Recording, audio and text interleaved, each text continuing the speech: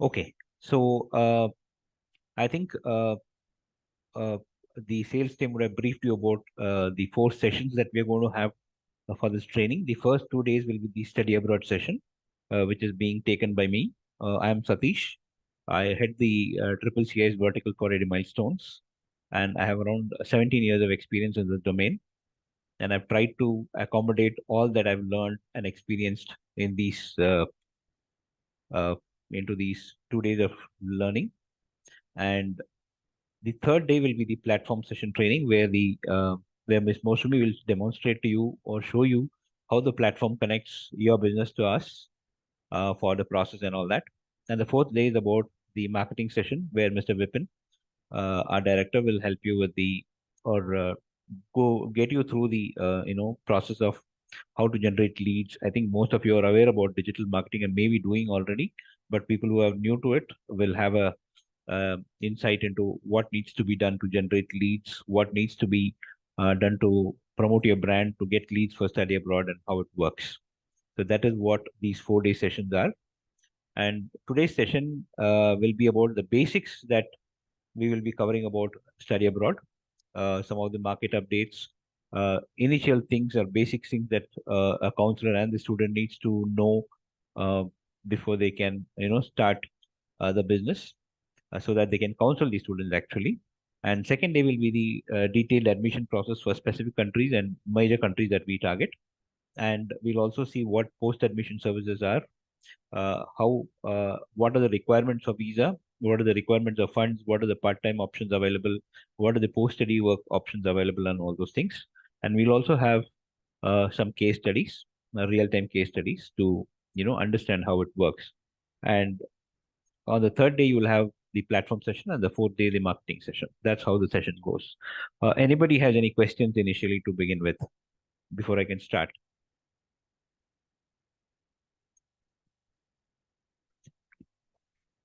Any questions?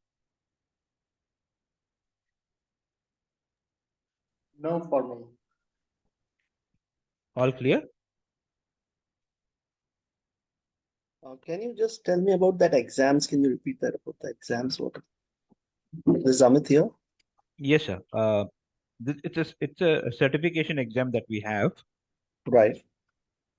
which is a objective type exam, which Okay. has 60 questions in it, a Mhm. few general questions, and from the 2 day session that you have, Okay. questions that might come. And every question is timed for a minute for Mm. you to answer. The answers are there on the screen, Okay.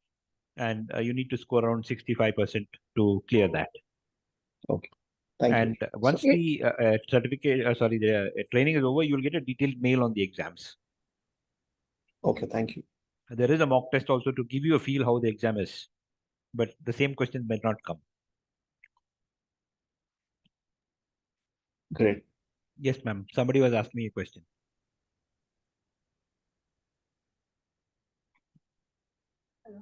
Yes, madam. Tell me. Hello. Can you hear me? Yeah, can you hear me, ma'am? Yes, I can. Tell me, I ma'am. think there's somebody else also speaking. I don't know who's speaking. That's why I'm asking who somebody Okay. wanted to ask a question. So no, I wanted to ask, when is the exam? It's on Saturday, right? It is conducted on Saturdays, ma'am. It's an automated system, Okay. actually. You need to register Okay. before the Saturday. That is by Friday, 4 p.m. You need to, Oh, okay. submit the registration. So Sure. automatically, by the end of that day, you will get a examination link, and you Okay. can write the exam on the whole day on Saturday. Sure. Anytime you Thank can you. write. Sure. Thank you. And please don't put anything on the chat, because I will not be able to see the chat because I'm presenting. So it's behind the presentation, so I won't be able to answer it. Kindly ask me the question, and I will answer it. Somebody says I'm a teacher and will be having evaluation duty. So when are the days? This is regarding what, ma'am? The exam or something? Can you please speak? Hello. Yes, madam. Yeah, actually, this is me, Priya here. So, like I said, I am a teacher and I'll be having evaluation duty in the next from 25th onwards. So that's why I wanted to know what are exactly the dates. The dates would be for the test, like you said. Is it going to be this week or is it going to be later, sometime later? Ma'am, the exams are conducted on all Saturdays except for second Saturday, and you have 45 days time to write the exam. So you can Okay, conveniently write at okay. your own pace. Oh, okay. That's fine then. Thank you so much. So we're not Thank you. forcing you to write it right away. If you write Okay. it right away, then in the heat of the training, you might find it easier to write. But if it's little Yeah. later, then you might find it difficult or probably miss Yeah. out something. That's the Yeah, only. that's it. Okay. Thank you so much. Being a teacher, I think you know better than anybody else Yes. when it comes to a test. Yes, exactly. It will be fresh if it's right now. That's why I asked. Yeah. Thank you. Okay. Any other questions, sir, so that it can start? Again, somebody's typed it on the chat. Sir, please speak out. I will not see the chat. If you don't speak, I will not get the message. So let's see the overview. Why students go abroad for studies. I think a lot of people know the answers, and there might be some more answers which are like this. Various needs for studying abroad by students and professionals. There are various requirements. Some go for studies, some go for research, some go for work, jobs, employment. Some go to just explore. Some want to go to settle down. So these are various reasons the students go uh, abroad to study. And professionals also sometimes are making their decisions to go abroad after a certain period of work experience to get more knowledge or probably to move on the ladder of their promotion or something like that. So all that is possible. Now, this whole study abroad is a huge market worldwide. You can service students from all kinds of markets, and it also depends on what kind of markets you want to service and how many you know places that the student can be serviced into, depending on the expertise that you want to take to get into universities and colleges for students. So it's a huge global market, so plenty of opportunities and plenty of options. Let's see some popular trends and recent updates also that is happening. I'm showing some few old slides to show you the previous and the current trend actually. And the most important thing that we'll see is once we see this overview is the major intake seasons in various countries. That is where the classes start for different countries. You need to keep that in mind when you do the counseling because you need to understand and do a reverse engineering to get the timeline to make sure that the student reaches on time before the classes start. So that's very important. So unless you know the intake season, you will not be able to market it to your students or apply for your students because you will not know when and how it begins and ends. So that is more important. Some of the reasons that students go abroad is what I am putting it here. World-class education. They get to study from some of the best universities in the world. Some are even more older than countries actually. And you tend to learn new cultures once you leave your home country. It adds value to your CV because you're getting degrees from some of the prestigious universities and well-known universities across the globe. Plenty of research options. This is one more big reason why students from different countries go abroad for studies. Because back home in countries uh, like third world countries like us, like India and other countries, don't have much option for research because we are just beginning to open up into research.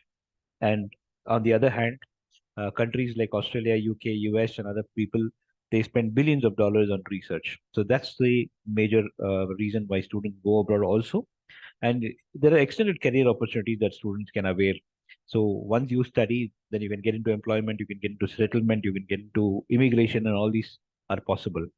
If the student is going to a non-English speaking country, then probably the student can learn different languages, different cultures, different cuisines. So a lot of things to be learning once they go abroad. Some more reasons that I can show you is students become very independent, which I've seen on my on my personal experience. They became owners of their life. They start making decisions out of their parents' umbrella. They take a lot of decisions, a lot of ownership that they take when they have to do it academically or socially. during their lifetime. Normally, prospective employers also look at an degree which is there from abroad, so they know the quality of the university that the student is coming from. So definitely knows that there is better stuff that the student can offer. So when students go abroad to study for different countries from their home country, it creates a huge network.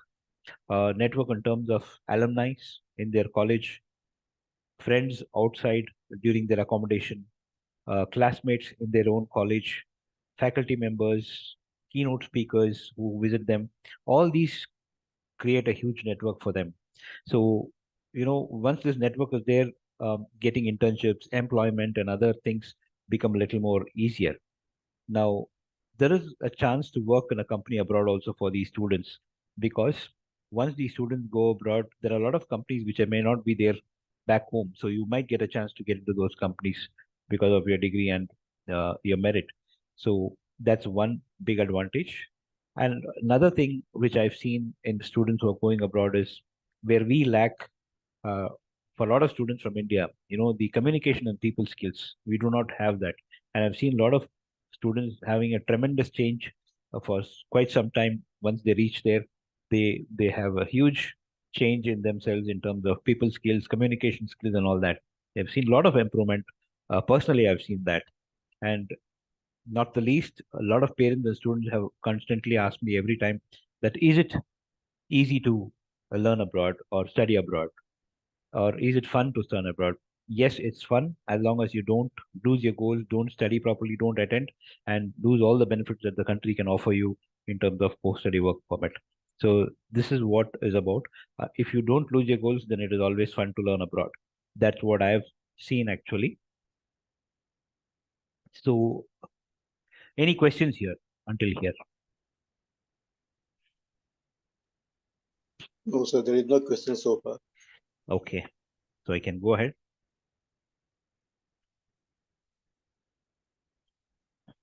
I'm just showing you the slide which shows you a graph of some 5 to 6 years back, so that you understand what was there before these drastic changes happened right now in the market. So in 2016, that was the time when students actually really, from 2012 to 2016 is the time when students really looked for studying abroad. It's the bulk of the time that students went abroad.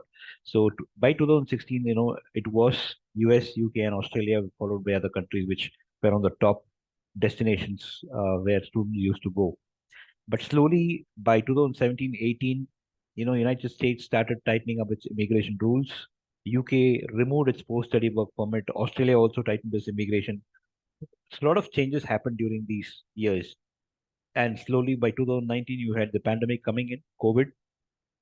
So, the whole world was in a shock that study abroad market has gone for a toss. Nothing else would happen in future, and the complete setup has fallen down. And that's the end of the world. But as COVID started progressing, and during this period in 2019-20, a lot of countries came out of their, comfort zone. They started offering students more benefits, loans, waivers in terms of tests to make sure that the students get in. And by 2019, 20, 21, a lot of things started changing. A lot of countries started giving SOPs to international students to make sure that they don't lose on education and they don't lose on revenue from their end, and students continuously flow. And by 2021, there was a huge shocker which said that 99% of the students want to go abroad in spite of COVID being there and getting reduced. So there was a huge reversal of prospects actually.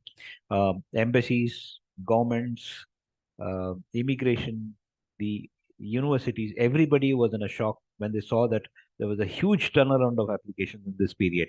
And they couldn't handle the number of applications that they could handle.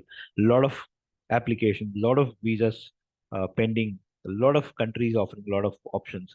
So in that method, Canada, US, UK, and some of the European countries made use of that real time, where students were flowing like water into the country. So there, what happened is Canada started giving a lot of SOPs, like extended stay backs, getting the stay back even if they are in their home country just by studying online, extending waivers to tests that were to be taken by students, universities giving waivers in terms of some of the funds actually discounts. All these things started giving. And countries like UK, US, Canada had the highest number of applications, followed by Australia, Germany, and France, who had a 43% increase in applications in this period. And the trend is still happening where there is a little slowdown in terms of Canada because of the political situation between India and Canada. But visas are coming and applications are going also. And, applications still on the top with US, Canada, Australia getting the huge chunk, with UK also. And if you can see the statistic by 22-23, US and UK had given the highest number of visas to international students, followed by Australia and Germany. Germany already has given 23,000 visas to the students in the January intake, the recent intake. So the number of visas, number of applications are still growing and growing. So definitely the market is looking bright. The only thing is students have to make the right choice depending on what options they have financially and academically to make sure that they get into the right country. So let's see some major changes that are happening in the market. TOEFL, who is a major test taker for English language proficiency in the market, has a lot of revamping done in terms of tests. They have reduced the test to 2 hours, so less than 2 hours. They have simplified the registration process and have started accepting payments in Indian rupees now. Previously, it was only in dollars. Now they have done these changes to make sure students don't miss out or don't take the other test. It's a competitor. And there is an increase in the number of applications for Germany, still increasing actually. Now, UK has put in a little blocks for certain categories where students can no longer switch from a study visa to a work visa before completing their course. A lot of students from India used to go in a study visa and in between jump to a work visa without completing their course, so which had a bad impact on their university system. So that was put a stop. And from January onwards, dependent members or family members were not allowed to be brought in as a student dependent. Now, even caretakers are not allowed to bring in dependents. So that's a small halt that is being given because during a survey, they found out the number of dependents are more than the students actually. So they don't wanted, they wanted to slow it down. So they have put a ban on these things now, right now. And Canada, on the other hand, gave flexibility in accepting IELTS, TOEFL, PTE, and all the other tests where IELTS was the only alternative. Now, additional tests were accepted by Canada. Similarly, other countries also started flexing their eligibility requirements. And in this flow, the GMAT, I think if you're aware of it, it's one of the skill tests that is required for graduate students to get into different countries for master's programs and research programs. Now, this also went into a change where they have removed the analytical writing section from the GMAT part and added data insights and revised it to call it GMAT Focus. That's being implemented from January and February. It's already started. Denmark increased its post-study work permit. That means stay back from 1 year to 3 years and also allows dependents now. Now, France also increased its 2-year visa to an extension of 3 more years. GRE again, they have reduced the number of questions and the course sections which were unnecessarily there were removed to make scores faster, to release them easier. So that is another major change that GRE and GMAT went on. So these are some of the changes that were given to students to make sure some of them have been an advantage and some of them have just put a little stop to a normal flow. So these things are happening. Canada has changed its immigration rules recently, where they have brought in new application forms. They have revised a lot of courses where post-study work permits were stopped. There are a lot of courses with 1 year post-study work permits given 3 years also now. So that's a major advantage. And the IELTS be not the only one. They have added TOEFL and PTE also as an alternative English exams. And right now, they have also added one more procedure to the visa process where they need to get a provincial approval before you can file a visa. So that's one additional change that they've done. recently, which will be implemented after March 31. So after March 31, all the provinces will fall in place to this rule and start issuing approvals from their respective province to make sure the students' visas are approved. So that's what is being discussed as major updates today. Any questions here, sir? Anything you want to ask, madam?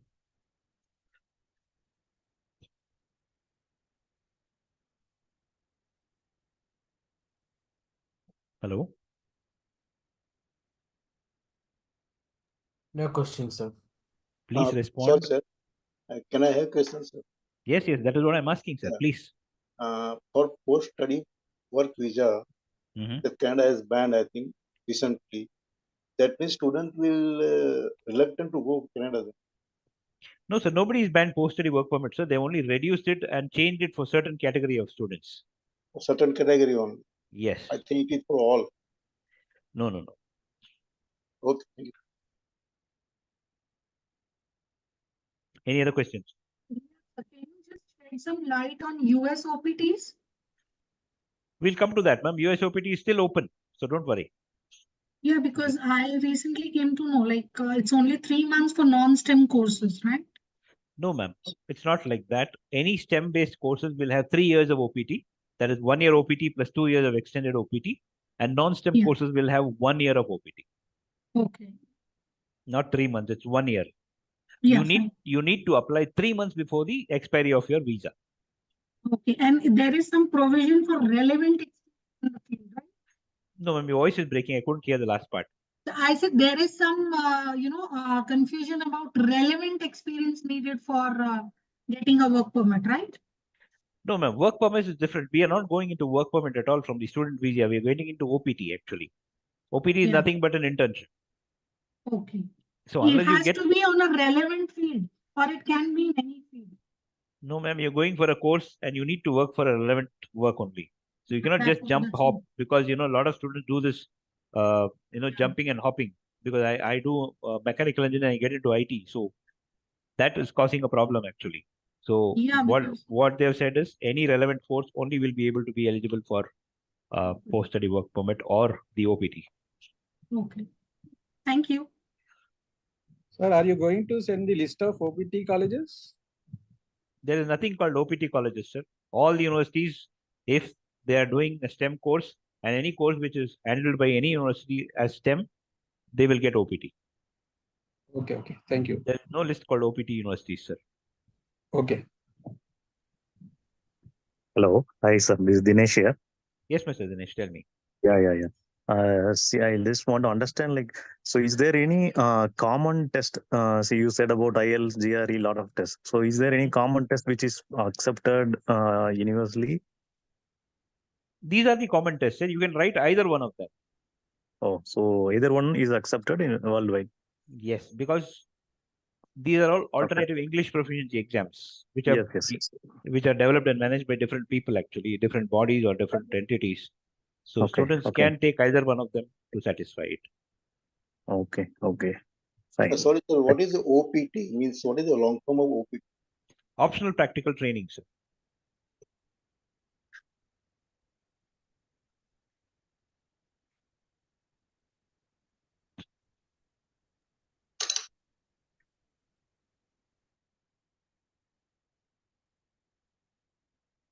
Any other questions, sir?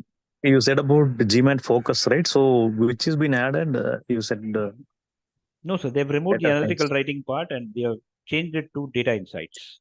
data insights. Okay. Yeah, because they want, because as you know, data science and data analytics is currently the top hot courses or professions that is there in the market.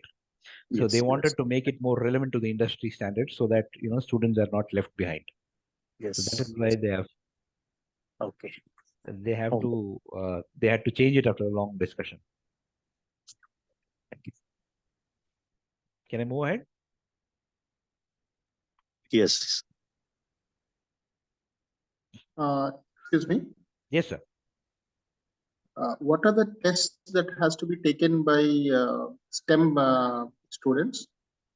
We are coming to that. So we'll go one by one. Don't worry. Yes. I'll cover all these things. Yeah, thank you. So by the end of the day, you will know which test has to be taken and why it has to be taken. Yeah, thank you. So let's now see the general intakes actually. So when I say intakes, this is when the classes start.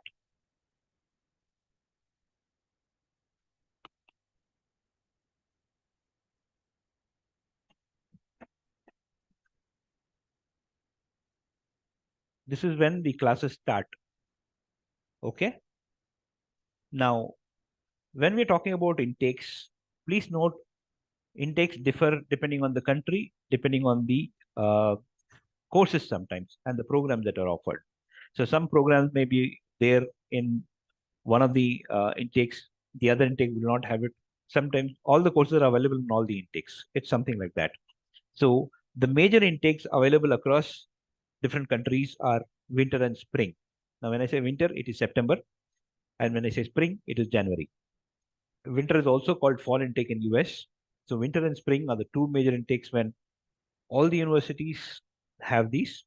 And winter is the winter intake or fall intake is the major intake where all the courses, all the universities are open. Spring intake might have a few courses not available. Some major courses like mechanical engineering, robotics, mechatronics, public health, medicine, all these courses may not be available in the month of January. But September intake or winter intake is what is called, has all the courses and all the universities open for across the globe. Now, when I say across the globe, there are some exceptions what I can talk about is in Europe, there are few countries which have summer and winter, not winter and spring. When I say summer, it's in March, then winter is September. So they have a March and September intake, and most of the countries have January and September intake. Now, as an exception, there are two kinds of educational institutions in New Zealand. Can you repeat for Europe? Sorry. Summer and winter, sir. It is March and September. Okay. Now, when I talk about an exception, I'm talking about courses that are available in New Zealand colleges and Canadian community colleges where they have an extra intake in the month of May. So that is an exception for Canadian community colleges and New Zealand colleges. And some of the colleges in New Zealand which give you language courses sometimes may have intakes every month also. So they might have every 3 months or every month also. And if you look at which country? New Zealand and Canadian colleges, sir. Every month. Language institutes, basically. For these two countries. Schools which teach you languages. Yeah, okay. Okay, not the major ones I'm talking about. Now, when I'm looking at Australia, they follow a trimester system where there are 3 intakes in a year, that is February, July, and November. February and July are their major intakes, where all the courses, all the programs are available. And November is a very small intake where a few programs in business or IT may be available. But normally for Indian students, September and January, March and September, and February and July are the major intakes that they look at when you look at these countries. So this is a small table which gives you an idea of which country has what intakes. Any questions here?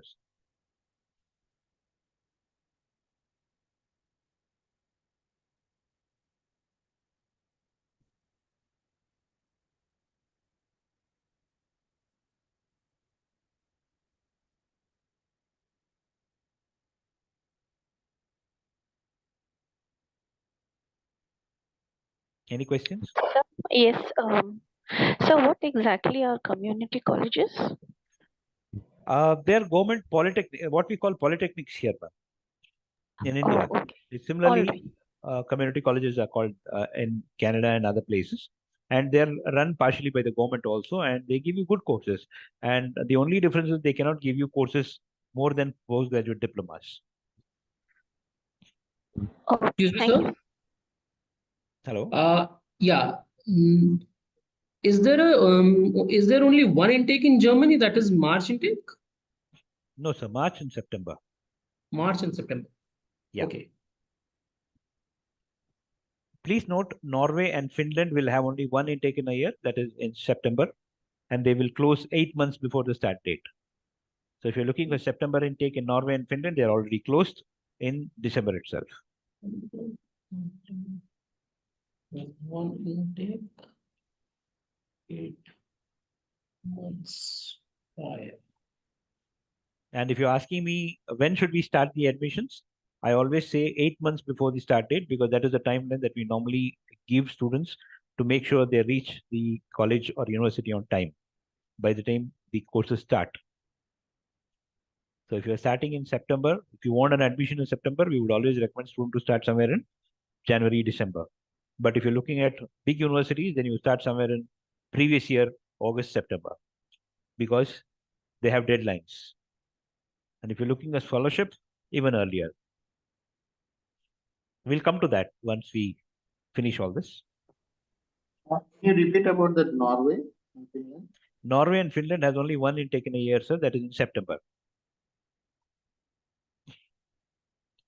And they close 8 months before the start date.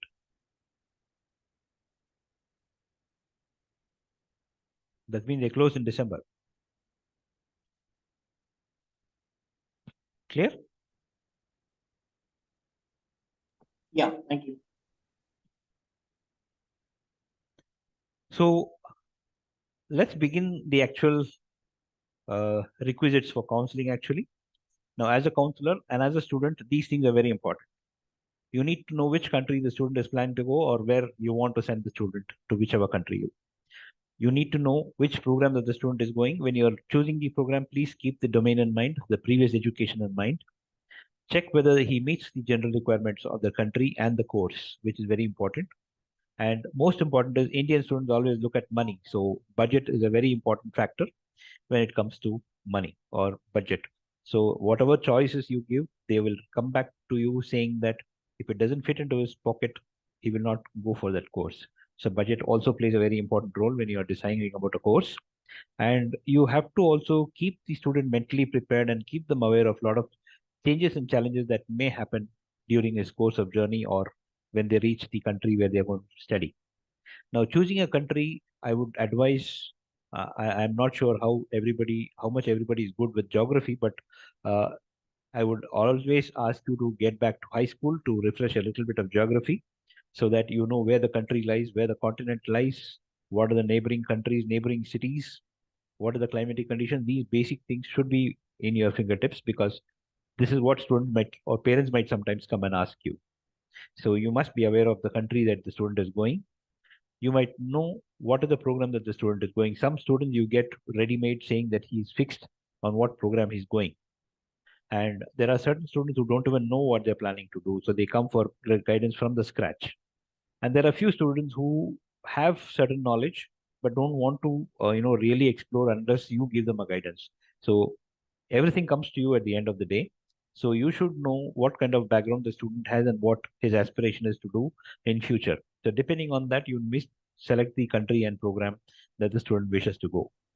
And also check whether he meets the general requirements. Now, general requirements can be the academics, the language and skill test that the student has to take, and the budget.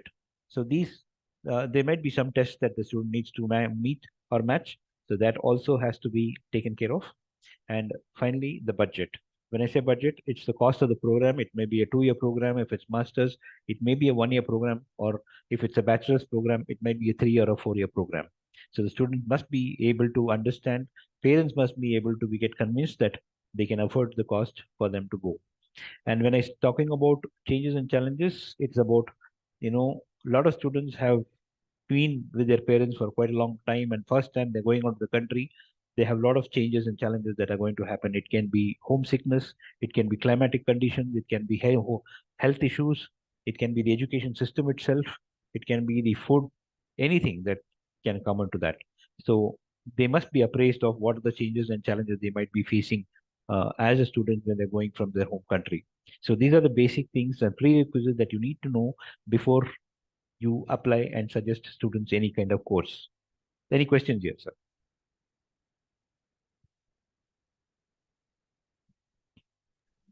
Yeah, hi, sir. Sir, if a student comes with a blank mind, so he doesn't have any idea, so how we can support them one day? That's even more easier, sir. If the student has a blank mind, it is even more easy because you have to write that blank paper. So you need to understand what country, what is the budget, what is the student's aspiration, what kind of choice he has about the course, what he wants to do in future.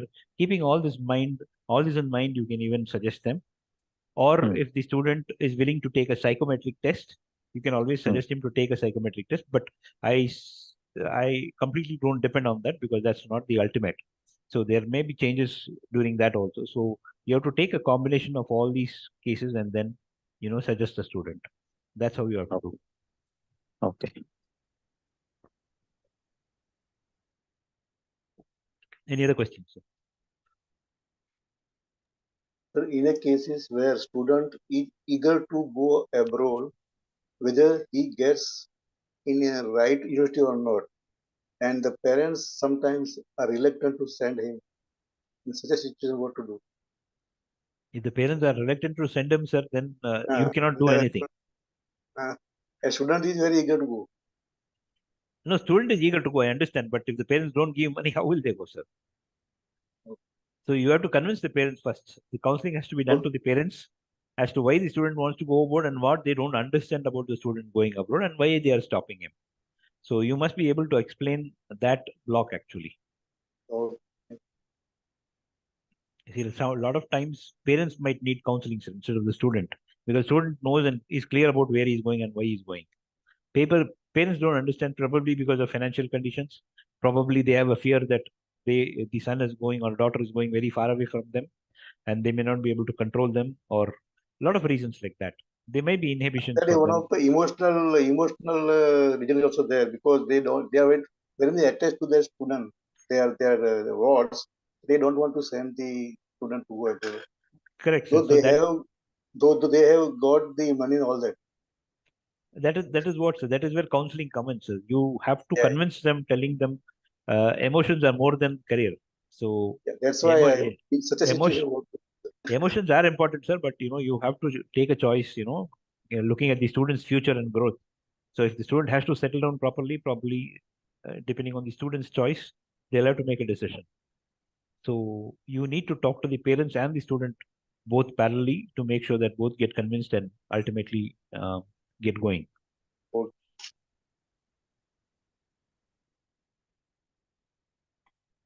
I think somebody has again posted something on the chat. I'm not able to see. I can see only the indication.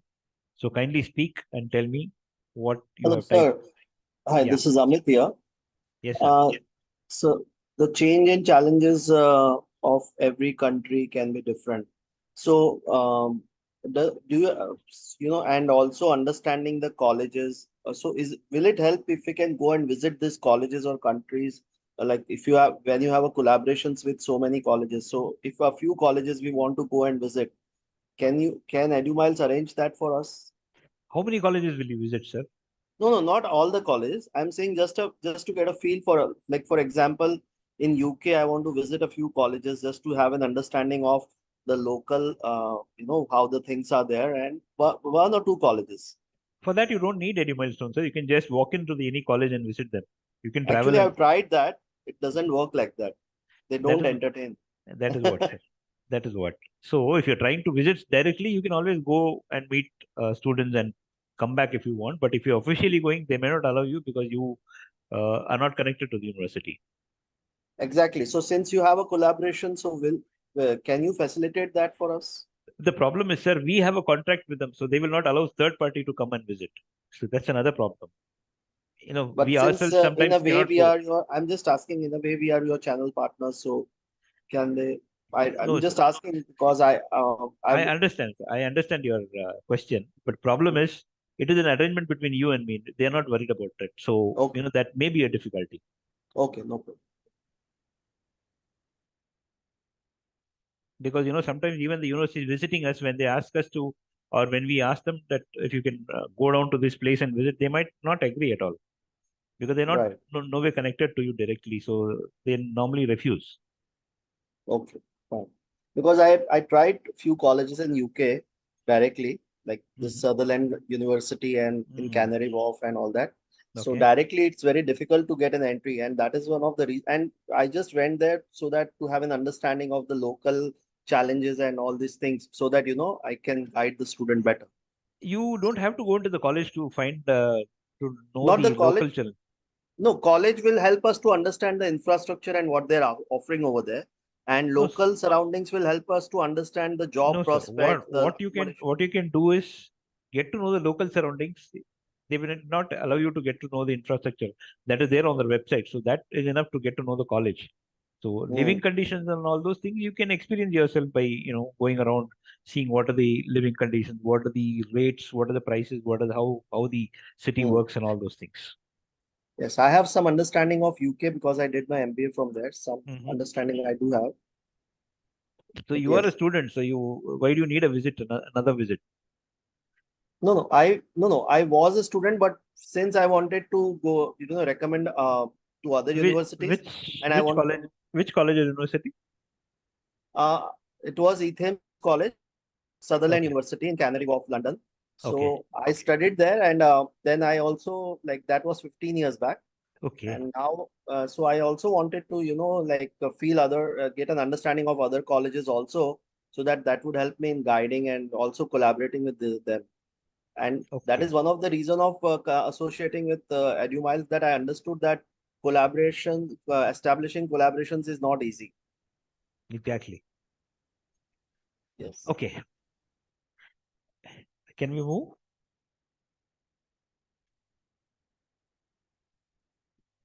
Let's see some of the requirements that we basically need to understand for a student to become eligible to get into these countries. Now, there may be English proficiency exams. There may be other skill tests for different levels of education that you're looking at going. There may be language requirements also, which needs to be understood generally. Okay. So let's see some of the English proficiency exams that are available for students. Now, IELTS is one of the English proficiency exams that is widely accepted by more than 14,000 uh, institutions, or more than 140 countries actually.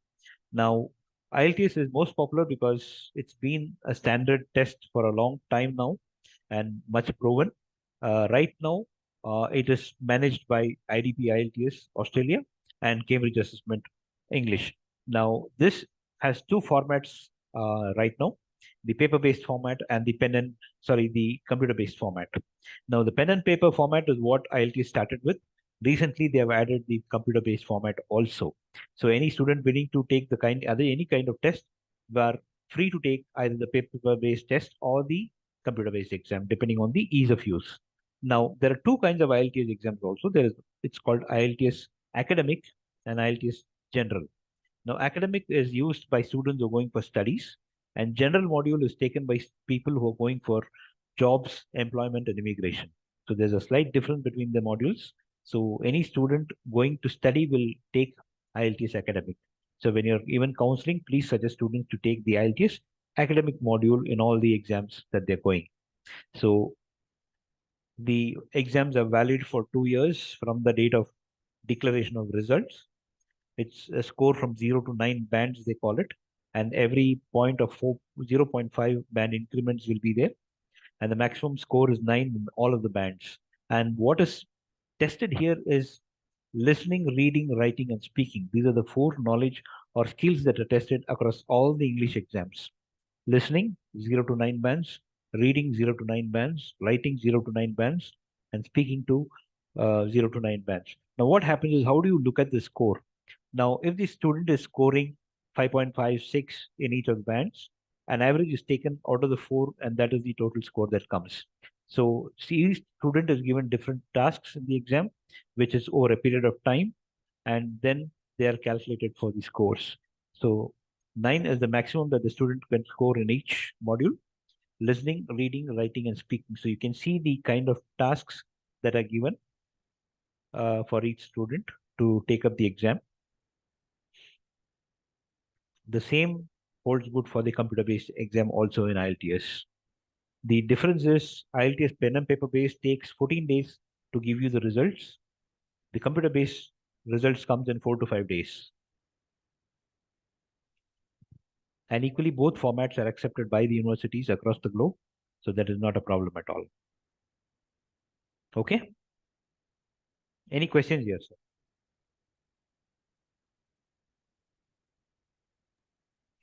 Recently, there is some updates on that if you are failing one of the formats, then you can reappear for that particular test.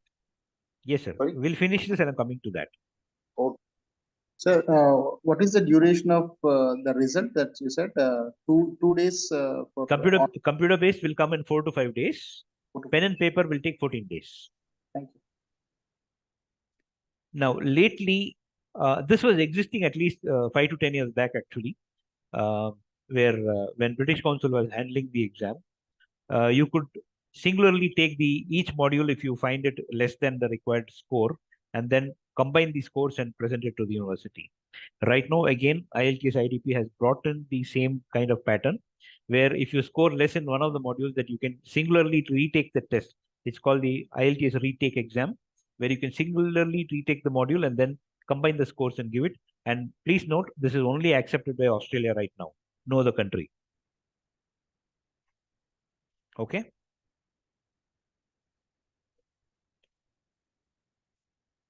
Any other questions? Can you please repeat what exactly is only accepted in Australia?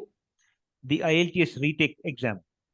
Okay, the IELTS retake, multiple retakes basically. Yes, sir. Now, if you have already written a test and you've got 6 Okay. in all the bands, and your average is 6, but you feel that in one of the bands you got 5.5. For example, reading. You want to retake that single exam. So I can retake the single reading exam and give my scores. Now, in this test, I got 6.5. I will combine the old score and the new score and present it to the university. And now this is available only for Australia. Okay, only for Australia. Okay. Yes.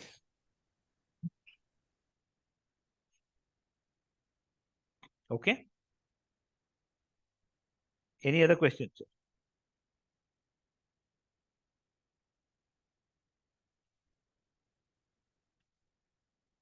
Okay. So the other test alternative exam is TOEFL. Test of English as foreign language is the expansion for TOEFL. It's an American product by the US educational testing service called ETS. Now, this is also another popular standardized exam which is taken by the students for different purposes in different countries. Here also the same 4 skills are tested: reading, listening, speaking, and writing. And it is again valid for 2 years, and more than 10,000 colleges and agencies and institutions over 130 to 140 countries are accepting this test. And this is again taking 12 to 13 days for your results. And this is purely a computer-based exam. There is no paper format in this exam. There is only a computer-based exam. That's why it's called TOEFL IBT, internet-based test. The pattern is like this. Out of 120 points, 30 points each for each module. Reading 30 points, listening 30 points, speaking 30 points, and writing 30 points. So depending on your score, universities have their own benchmarks as to what should be the score for you to get entry into the particular course. So that is displayed on their website for different programs. But universal scores I will show you tomorrow. So this is about the test actually. The next TOEFL, yeah, sorry to interrupt. Just a small question. Is TOEFL being less accepted than IELTS, or is it equal? No, sir, nothing like Because that. because over the years I have seen there was a more buzz about IELTS rather than TOEFL, which was way before in say in 2012 to 15 around. It's just an observation. No, so there was a reason for that. A lot of backdoor entry tests happened in TOEFL because they had given a lot of franchises actually. So that was put on hold for a little. They canceled a lot of tests actually because of they came to find out. So that brought a little slowdown to TOEFL actually. But right now it has come back. So they have removed most of the franchisees who had done this wrongdoings. So now it's controlled and they have better control. Got it. Can you please get back to the previous slide for a second? Yeah, thank you. Okay. Yeah, okay, thank you. Okay, PT Academic is another alternative that is there popularly, widely accepted by universities across the globe. Now, this is a new computer-based English test that is available, PT Academic, by the Pearson's Group actually. This is again a UK product. Now, PT is a fairly new product which is around 5 to 6 years old, which is slowly and fastly catching up, with the universities, where the same 4 modules are tested: reading, writing, listening, and speaking. Now, as days go by, PT is getting accepted by various immigration authorities and governments and institutions to make it more acceptable. So students have a lot of alternatives now to take exams. So IELTS, TOEFL, or PT is available. Again, PT is again a computer-based exam. They have only one format, that is computer-based. There is no paper format here. Again, the scoring is like this. They have speaking and writing, reading and listening. The maximum score is out of 90. Now here, students have told me that PT is much easier than IELTS. So a lot of students opt for PT actually, but the only difference is PT gives you a lot of details on the score sheet. So your vocabulary, your grammar, a lot of breakups like this is given. So universities get to know you better than the other tests actually, but it can be risky also sometimes when they come to know that a lot of these sections are weak from your side. So that is one disadvantage probably if the university gives more thought into that. Otherwise, PT is also another alternative which is available for students along with IELTS and TOEFL. Now, there are a lot of other English tests also available, like the Duolingo, which was introduced during the pandemic, where some of the universities still accept that, but slowly being removed from the acceptance rate. You have the OET for nursing students, CAE, CAEL, Cambridge English. A lot of English alternatives are available, which are fixed to certain universities or certain colleges or certain pockets. But IELTS, TOEFL, and PT are the most widely used English exams for international students. The price for this PT is given as 11,000. No, sir. This is an old slide, just to give you the pattern. Price keeps changing every 6 months. Right now, it is around 16 to 17,000 rupees. Oh. So it is matching with IELTS. Yes, definitely. They all match. So TOEFL is also the same price? Almost the same. Okay, thank you. So SAT, I think a lot of people would have heard about SAT. And SAT is a very popular standardized exam which are accepted and used by students for looking for undergraduate admissions or bachelor's admissions in the United States and other big universities. Now, SAT has undergone a lot of changes since its inception. And previously, in the last 2 years, a lot of changes have happened. Next, I think they're going to bring SAT Digital. So SAT had 2,400 as their maximum score with an essay part. Now, they removed the essay part a few years back.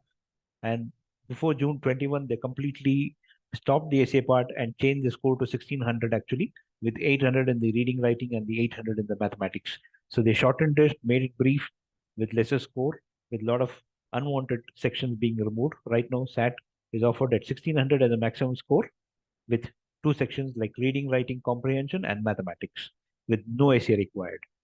So SAT again has a validity of 5 years, is conducted by the College Board, mostly accepted by US universities and other big universities across Canada, Australia, US, and other places. What they are testing here is writing, critical reading, and mathematics. So these are the 2 sections that they are evaluating right now. And this is the summary of that. The old SAT is out of 2,400 with an essay, but the new SAT is out of 1,600 with only 2 sections, which has made it more easier for them to clear. And anything about 1,200 to 1,300 plus must get into a decent university actually. And this is for undergraduate admissions. And most of the STEM-based programs in US and other countries will look for the new SAT. Any questions here?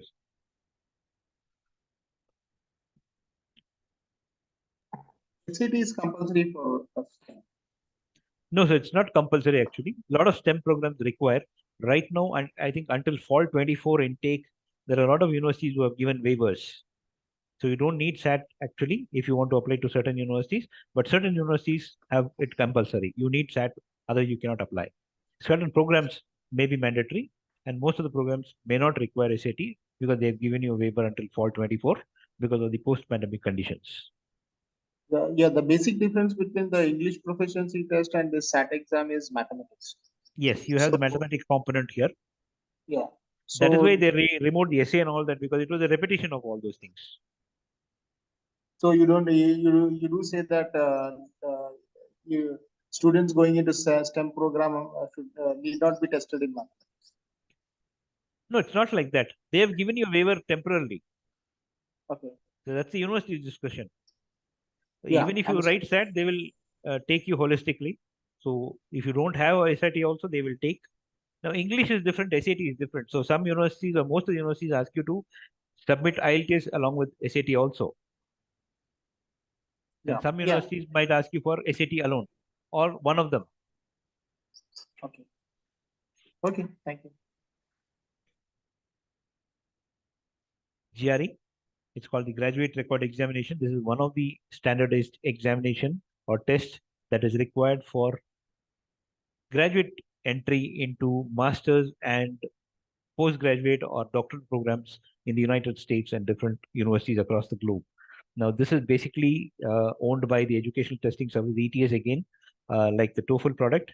That is the same company that's owning the GRE also. And GRE is a very popular exam among students going to study abroad, specifically in the US and other places. Again, all STEM courses sometimes demand GRE, and non-STEM courses normally don't require GRE. I'll tell you why. GRE again is for master's and doctoral program admissions in US and other programs or other countries actually. The pattern is GRE has analytical writing, quantitative reasoning, and verbal reasoning. These are the three sections that are there with GRE.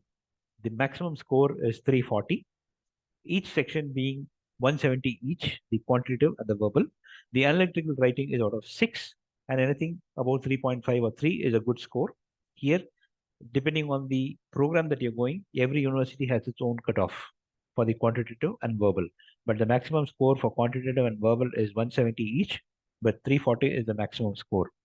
This is also valid for 5 years. Please note, you can write GMAT exams or GRE exams only 5 times in a year, and there should be a 21-day gap before you write the next retake. And most of the graduate schools across US and other places accept GRE and GMAT as their entry requirements. This is the So pattern. you think GRE is valid for 5 years. Yes, So SAT is valid for 5 years. SAT and GRE are valid for 5 years, and GMAT also is valid for 5 years. SAT is for undergraduate admissions. GRE and GMAT are for postgraduate admissions. Okay, thank you. So analytical writing, verbal reasoning, quantitative reasoning.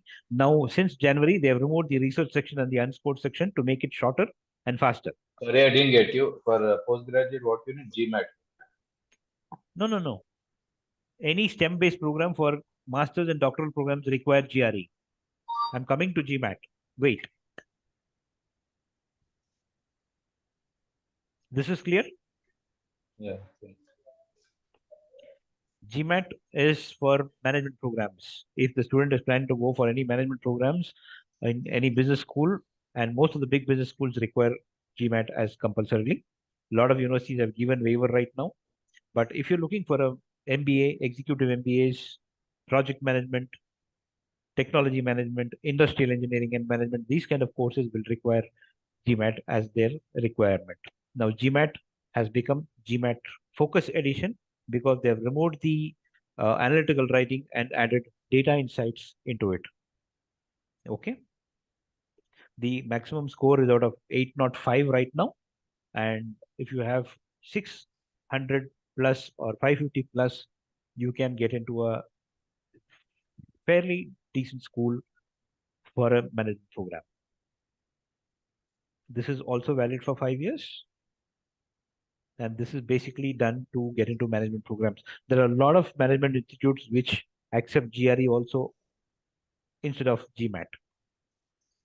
So GRE can help in both ways sometimes. Clear? The first part, that is the analytical right part, is removed and they have added data insights into it since February.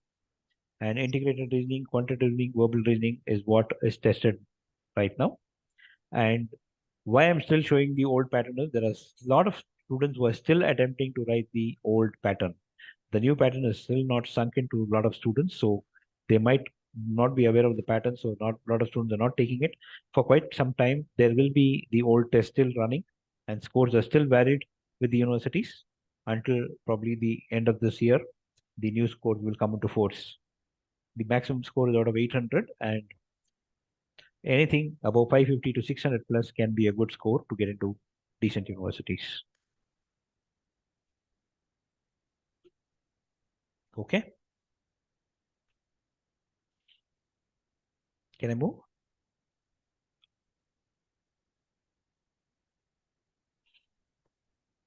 MCAT. I think a lot of people would have heard it or not heard it. MCAT is nothing but the medical college admission test.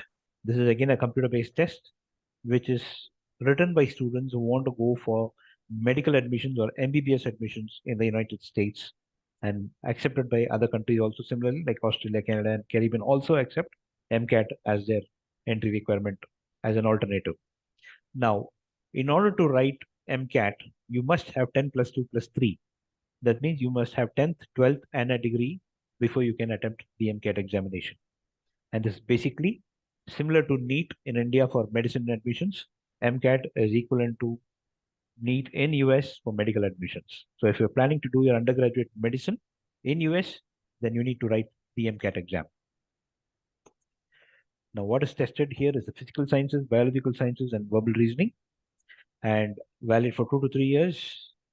And depending on each year's cutoff, entry is given to students in the medicine course and to select universities. This is the pattern. It is a very complicated and global exam actually. It's almost 8 hours with small breaks.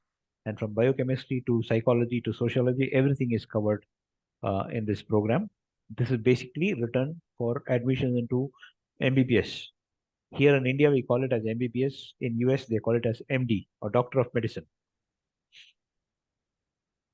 Any questions, yes?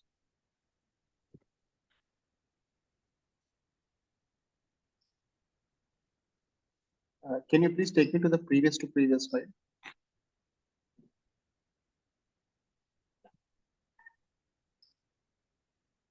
Okay, thank you. You don't have to note down, sir. I'm sending you the recording and the PPT.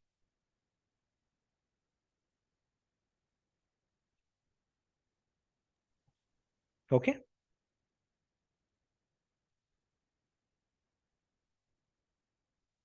Can I move? Yes, sir. Yeah, sure. Okay. Next is USMLE. In short, it's called USMLE and popularly known as USMLE. Now, USMLE is nothing but the United States Medical Licensing Examination. It's one of the toughest exams for medicine or licensing in the world. Now, it's a 3-step examination actually. Any student who has finished MBBS or MD in US or outside the US can attempt to do USMLE. Now, this is written to practice in the US. Now, this is a licensing examination and it is done in 3 parts. The USMLE step 1, step 2, and step 3. Now, the step 1 is the most crucial part of the exam, where it will determine what kind of specialization you will get into.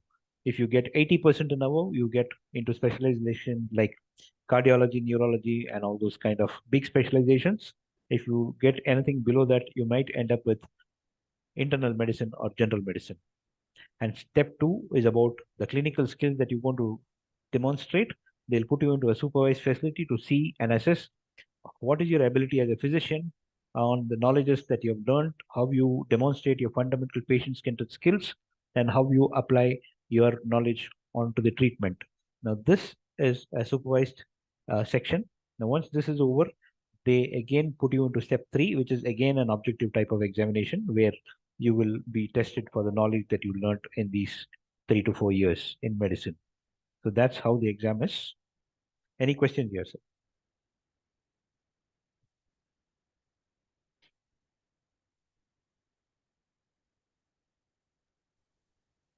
No questions? Wait, if my understanding is right, USMLE will be for people who have already gone to the US and are completed something. So this is only the next level of those guys. So we might not be directly dealing with these guys. No, sir. This is for people who have completed MBBS. Right. Okay. Once, come MBBS in India and then trying to go there for practice. Wherever, sir. It can be in India or anywhere. If they want to practice in the US, they have to write this exam.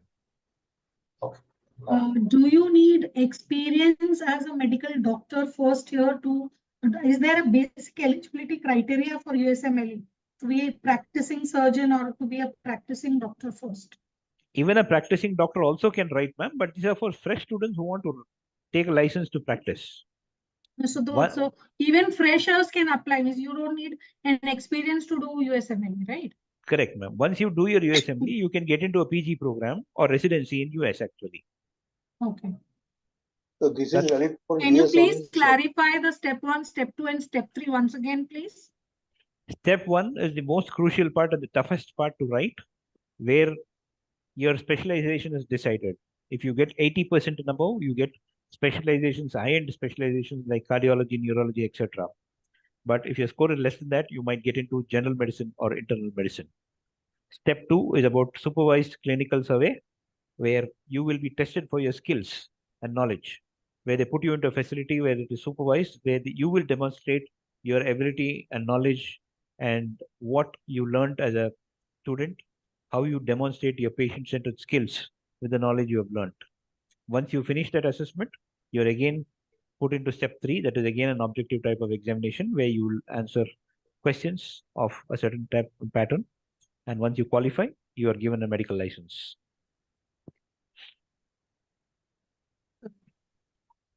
Okay. Any other questions, sir? So this is valid in US only. This is for US, sir.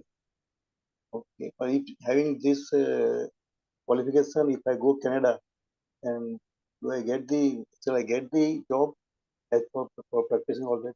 You might have an exception, sir, if you go to Canada, because Canada has its own licensing system, and USMLE is accepted by most of the countries actually.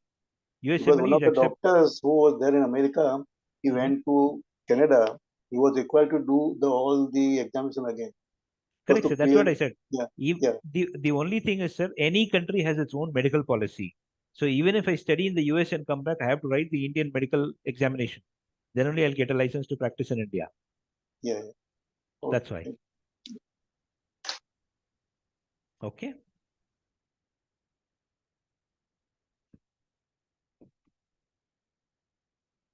Any other questions, sir? Sir, what is a good score you said in PT and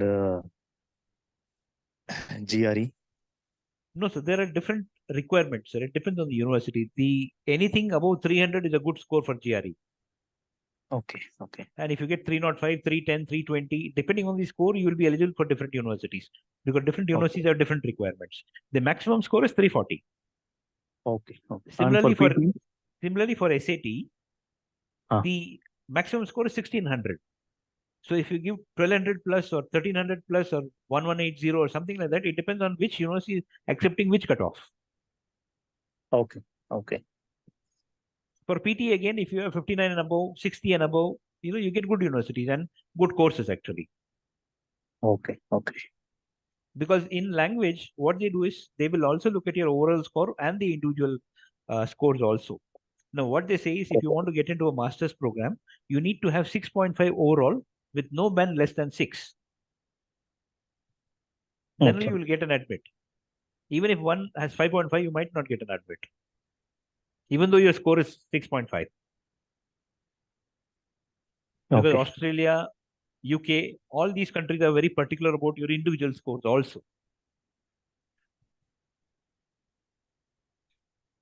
Okay? Okay, fine. No, we were looking at a lot of language programs and proficiency programs, English language programs or English language proficiency programs till now. Now, this is a diploma program or a language certification for French language. Just like IELTS and TOEFL is for English, DELF and DALF is for French language. Now, if you can see the bottom of the screen, I've written a paragraph regarding some levels. Now, all the languages except for Japanese are monitored by the Council of Europe's Common European Framework of Languages. In short, we call it a CFRL. This body or council is what sets the standards for languages. Now, each language or each of these languages have 6 levels actually. A1 and A2, B1 and B2, C1 and C2. Now, A1 and A2 is the basic proficiency of a language. B1 and B2 is the intermediate proficiency of the language. C1 and C2 is the highest proficiency of the language. Now, if I have C2 language proficiency on my scorecard, then it means that I am very proficient in that language, just like my native language. So A1 and A2, B1 and B2, C1 and C2 are the 6 levels which are decided for your language proficiency. So if you have seen the scorecard of IELTS or anything, you might see an alphanumeric box at the end of the score, which displays the proficiency level of your score. Either it can be B1 or C1 or B2 or C2, something like that. So by looking at just that alphanumeric box, I can know what is the proficiency of the student without going through the scores. Clear? DELF and DALF is for French language. Clear?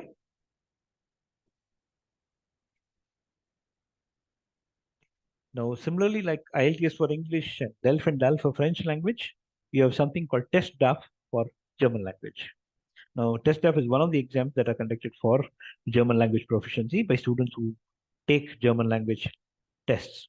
So here also, all the languages similar to English, French, and German have the 6 levels of competence by the CFRL. It's A1 and A2, B1 and B2, C1 and C2.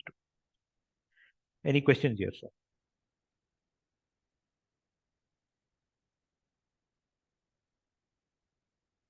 No? So for education, what is the preferred level? It depends on the level of the program, sir. If you are undergraduate, then the requirement is different. If you're going for a master's, then it is different. Or if you're going for some other language, or some other program like medicine or nursing or teaching or something like that, depending on the program, the university has decided what scores you need to have. But B1 and B2 are the most common levels that are asked by universities. Sometimes certain programs will require you to show them C1 to C2 also. Okay. So for Germany, I think we do require a language proficiency, even though we are taking admissions for English taught programs, right? You still need a B1, B2 level for Germany, right? Not compulsory, ma'am. Any student that I've sent doesn't even know a dot of German language. You can go, but why we suggest them to take the German language is because it helps them academically and socially. So when there are programs which have little more content in German, then they will ask you for B1 or B2. Otherwise, nobody asks you for language proficiency. It is up to you to take it or not. But if you have it, you have an advantage. Maybe for the survival in that studying period, it is required, I think. Yes. And as you learn slowly, there are a lot of universities which teach you inside the campus itself, the language school. So by the time you come out, you have B2 level or something like that with you.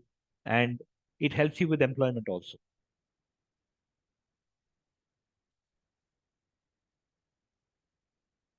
Any other questions?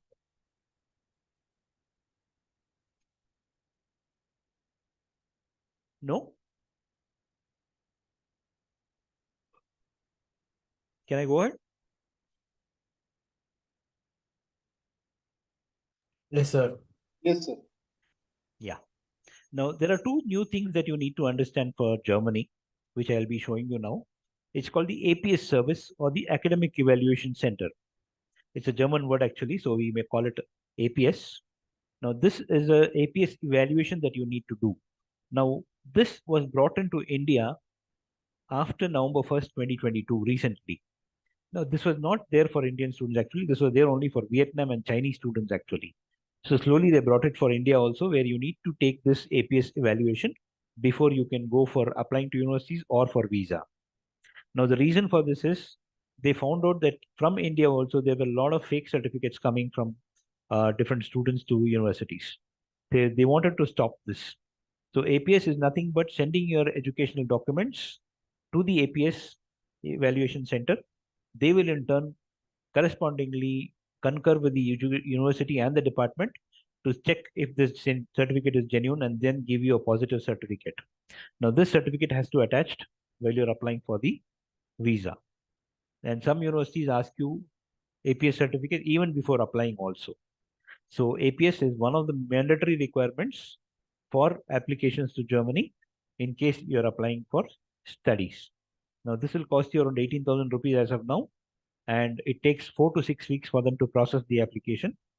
And this is where both mandatory for UG and PG students before you can apply for German studies.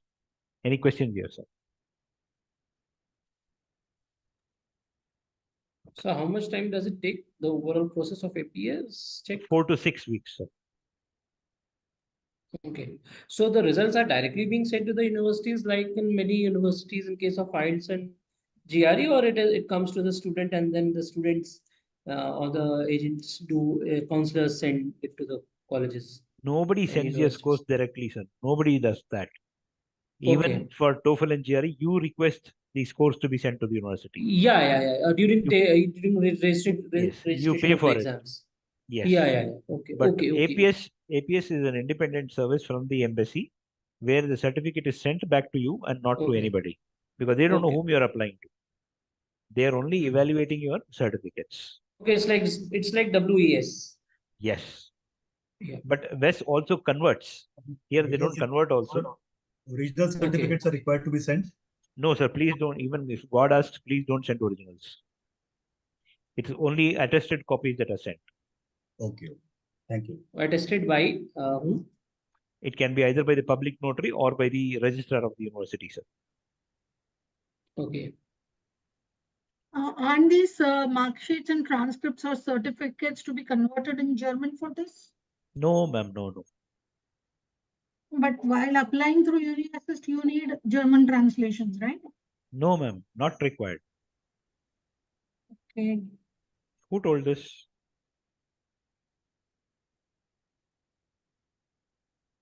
If UniAssist had to convert everything to German language, then why will Indian students go, ma'am?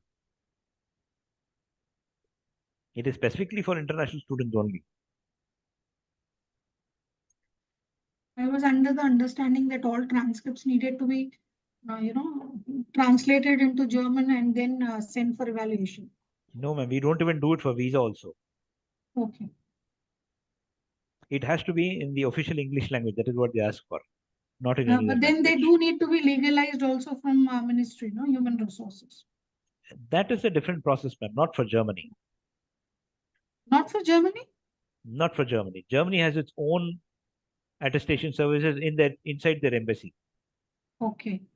Now that is called attestation by the German embassy. What you're talking about legalization is different. Okay. Now we'll come to legalization slowly, ma'am. Wait. Okay.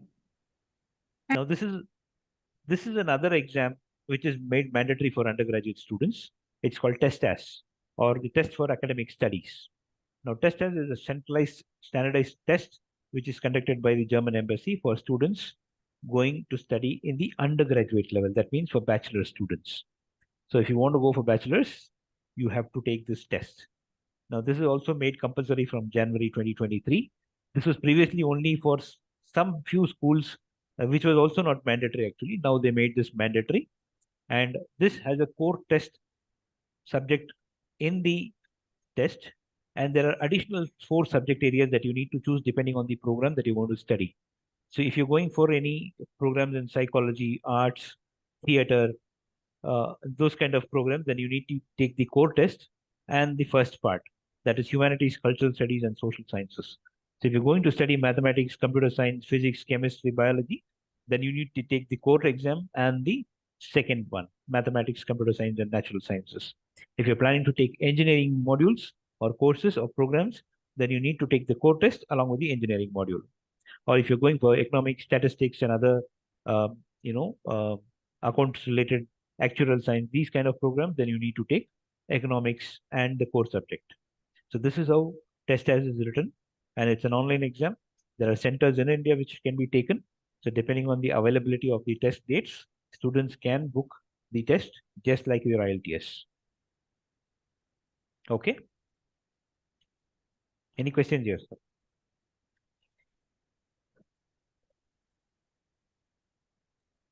This is applicable for the public universities or all the universities? any of the universities? These are basically for public universities. Okay. So And the this is for ambiguity, bachelors. yeah. So the main ambiguity has been finished basically for the The problem is, admissions. sir, in private universities, you will not get technical programs or Yeah, natural yeah. science programs. No, They are already. actually, what I experienced earlier was that applications for Germany, we didn't have a particular framework that if these are the correct checklists, then the student will definitely get the admissions. So now this is providing a framework that at least the student will give something. Will Nice, have sir. to give something. Let me tell you one more thing. Getting into Germany is not easy Yeah, that's one thing because that. they're public universities. They're very stringent, and Yeah. all the German programs or all these programs that are undergraduate are taught in German language. So there are different requirements that you need to fulfill For the before you language can get as into the program.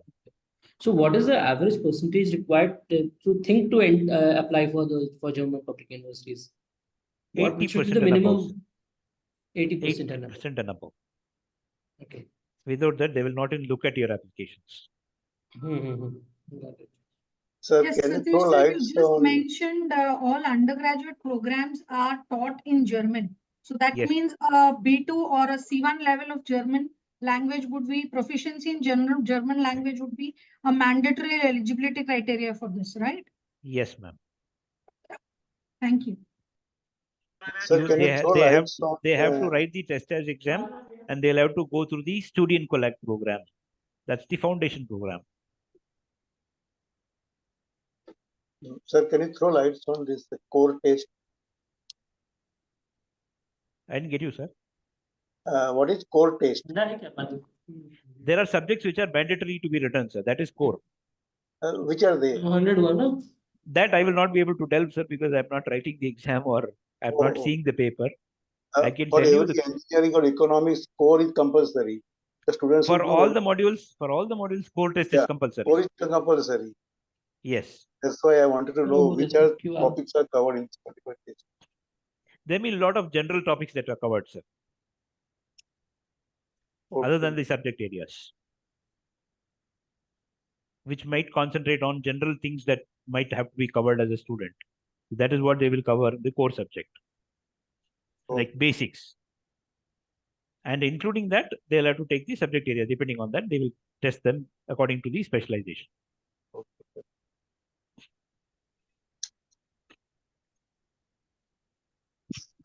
And yeah, I have a point here. Like, see, for undergraduation, I think after the school education, we need to spend almost 1 year. I think so. Is there any option like that? For which one, sir? For doing an undergraduation. Where? In Germany? In Germany, yes. In Germany, you cannot go with 12th standard, sir. You need 13 years of education. Yeah, that is what I'm saying. Another 1 year we need to have an education there, I think. Yes, that is what is called foundation program or Studienkolleg. So how to bridge that 1 year? What are the courses which we'll come to that, sir, when we are doing the admissions. Okay. Let's not jump. Okay. Let's cover the basics and then we'll go to that. So what we're looking now is WES. I think most of us knows what is WES. It is nothing but an credential evaluation provider, or it's called the credential evaluator. Now, World Education Service is one of the most popular credential evaluator in the world, which is based in US and Canada. Now, the role of this WES Education Service is to convert international grading into US and Canadian grading system. Now, if you understand, India has a lot of educational institutions and a lot of educational, grading system. Some of the universities follow 0 to 100%. Some of the universities follow 0 to 10 CGPA. Some universities follow 0 to 4. Some follow 0 to 7. Some universities follow A to F grades. So every US and Canadian university does not know how the grading system works and what is the equivalency. So to overcome this, World Education Service is a credential evaluator, which comes in between these two processes, takes our Indian grading system and converts it to US and Canadian grading system and sends it to respective universities for which you have requested for. Now, the process is any student planning to do a West service must get the transcripts in a sealed envelope, which is attested by only the registrar of the university or the controller of examinations. Only these two people are authorized to sign and seal the documents and send it directly And to West. okay, just one question. What about the so if someone wants to get a West certification for his the school certificates, basically CBSE, do we need West also for the what do you say, undergrad admissions? No, sir. Normally they don't ask. Normally they don't ask. Okay, and we have to get it attested by the university, undergrad university from where we have done the undergrad university. Yes, At the least the student COE. has to request the transcript with their university, and Okay. it has to be attested only by the registrar or the controller of examination of that university and send it in a sealed envelope Okay. from the university to West. Okay. Okay, and before that, you need to do an online application and tell them which university you want to report to. This is a paid service. It will cost almost $240 for the service. And depending on the number of universities you apply, it increases by $30. That's the courier charges. You can either send it electronically or physically, either way. Okay. Okay. And West is one of the major evaluation providers. Similarly, you have a lot of other, credential evaluators across US and Canada. And depending on the university that you are planning to apply, they will have a set of, evaluators that they have tied up with, and they will suggest where you can do it to get it faster. And this is not compulsory for all universities. This is only requested by certain universities if it is required as part of their admission. Otherwise, you don't have to go through this procedure. Any questions? So you mean to say this is not compulsory for every university? No, it's not compulsory, sir. If requested by the university, you have to do it. What would be the percentage of universities that, in this case, like who would require and who would not require? 10% of the universities might request. Okay. Thank you.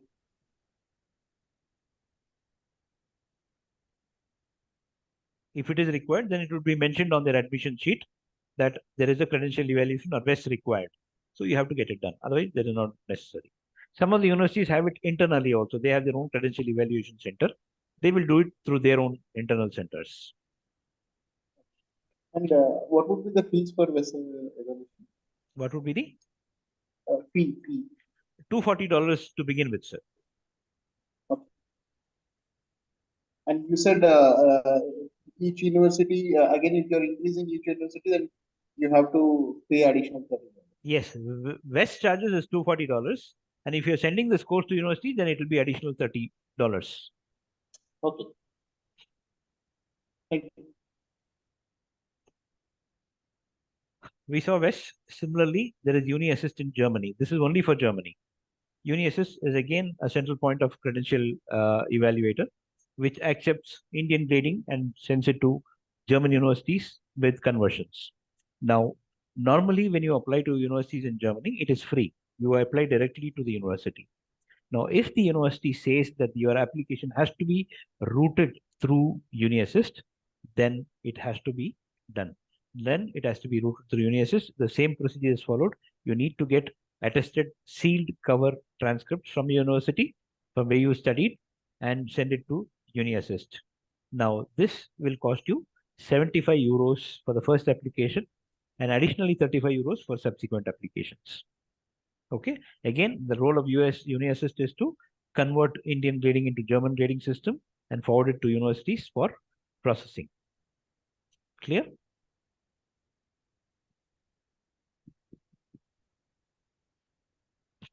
Any questions here?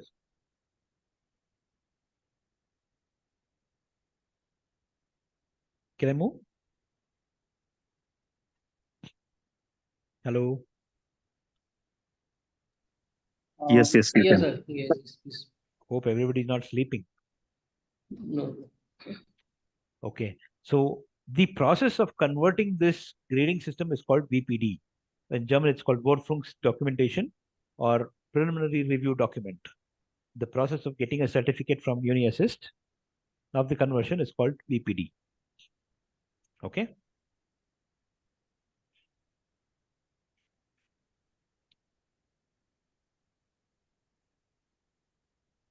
Now we saw all the basics now.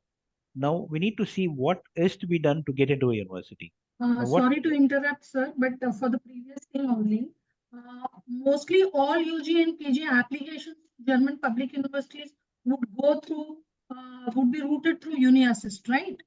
Not everybody, ma'am. Only if Mostly. required. Not mostly also, ma'am. Very few universities ask you for UniAssist, and if it is required, then it goes. And let me tell you, a lot of students from India don't apply for undergraduate because it is difficult to get in, because they have to clear the language, they have to clear the test, they have to clear through the foundation program, and it takes a lot of time. And it is completely taught in German. So normally students go for masters. Yes. So students normally go for master's programs. So masters does not require routing through UniAssist. No, ma'am. Masters also require you to go through UniAssist if the university asks you. Okay. It's only an evaluation body. It's not mandatory. Okay, it's not mandatory. Just like WES, if requested by the university, then it goes through that. Okay. Thank you. Now, when I'm applying to a university as a student or as a counselor, general notion is that I need at least a first class on 100 scale, at least 60% on 100. So that is what every university in the world expects the student to have, at least the first class, at least minimum 60%. Now, similarly, universities in Germany and other countries also have grading systems or scales which they accept. We operate on a 0 to 100 scale. German universities operate on a 1.0 to 4.0 scale. US and Canada also operates on a 1.0 to 4.0 scale. Now, there is a slight difference here. Now, for US and Canada, 1.0 is 0% and 4.0 is 100%. So the midpoint of 1.0 to 4.0 is 2.5. 2.5 is something like 60% and above. Now, in German universities also, it is 1.0 to 4.0. But here, 4.0 is 0% and 1.0 is 100%. It is the reverse. So anything below 2.5 is acceptable by Germany. Anything above 2.5 is acceptable by US and Canadian universities. That's how the grading goes. Am I clear? Any confusions here, sir? Can you repeat, please? 1.0 to 4.0 is the conversion scale for German and US, Canada universities, where in US and Canada, 1.0 is 0% and 4.0 is 100%.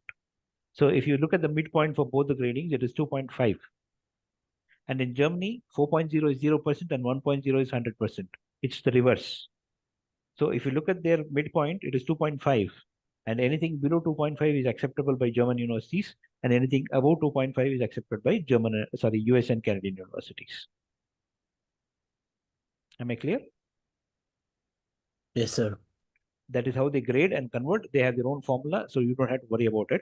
Only make sure that your grades are more than 70 to 80% to get qualified for German universities.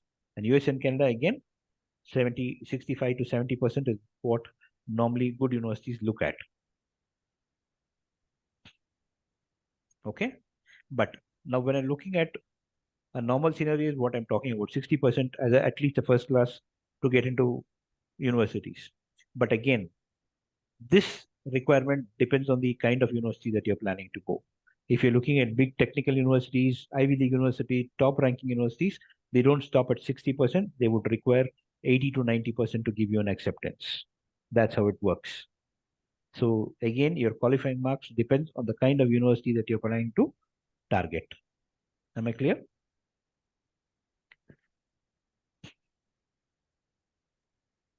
So what is IVY League University means? IVY long form? We'll come to that, sir. Don't worry. Okay.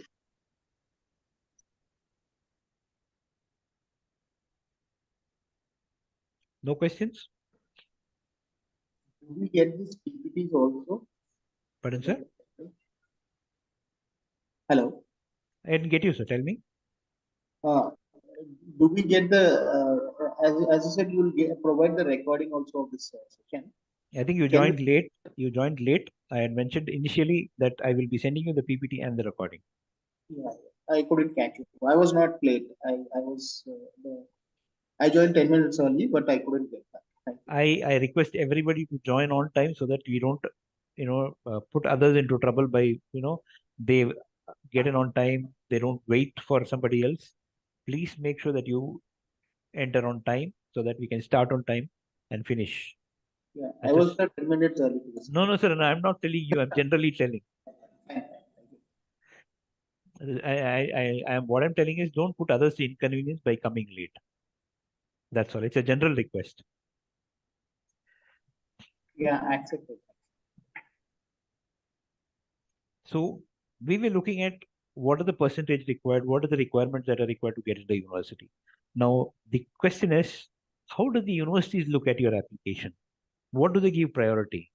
The first priority is given to academic percentage. That's why I said percentage is very important when you get into university. So academic percentage is the first priority that universities and institutions look at. Second is your skill tests, your GRE, GMAT, SAT, etc. Third, the language proficiency. IELTS, TOEFL, PT, whatever English language proficiency exam you're writing. Four, professional experience. If the program demands professional experience, it's definitely required and taken into account. If it is not required, and if you still have professional experience, it adds value to your application.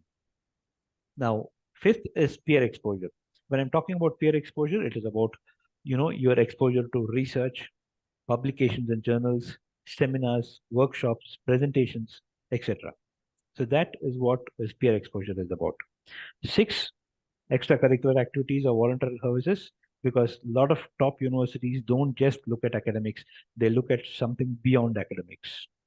So it's not just academics that they look at, they see what are your contributions to society, leadership qualities, service-oriented mindset, all these what they look at. So these are what the priority that universities look at when they see your application. Any questions here, sir?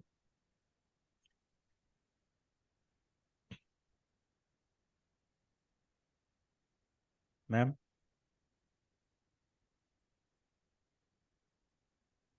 Very clear, sir. Anybody else has any questions?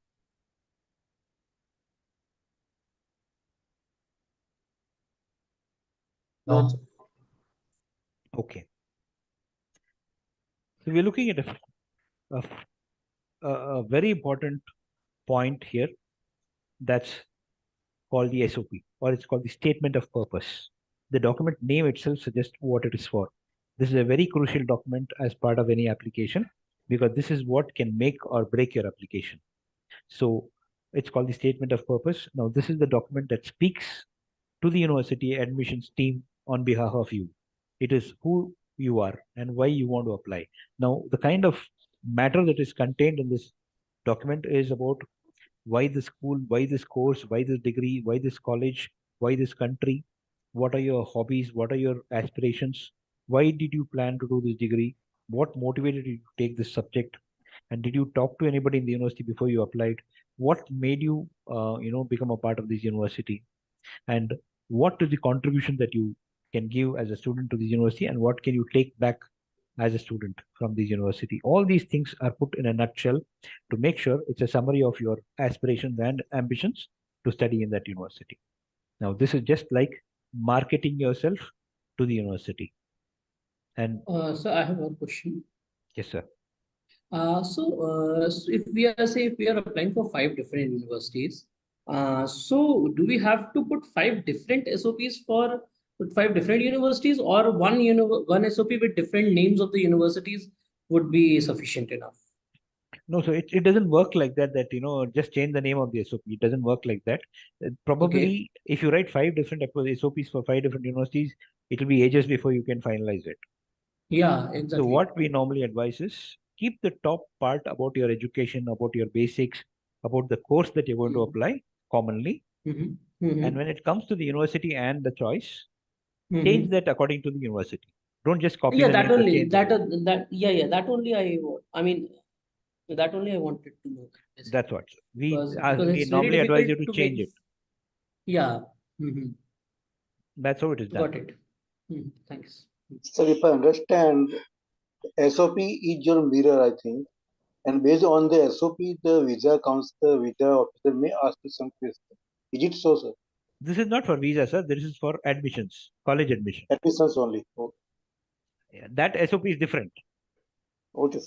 which is not done for all countries. It is only for countries like Australia or New Yeah. Zealand. It is done. Okay. For them, you need to write 2 SOPs. Here, only 1 SOP for normally getting admissions into colleges.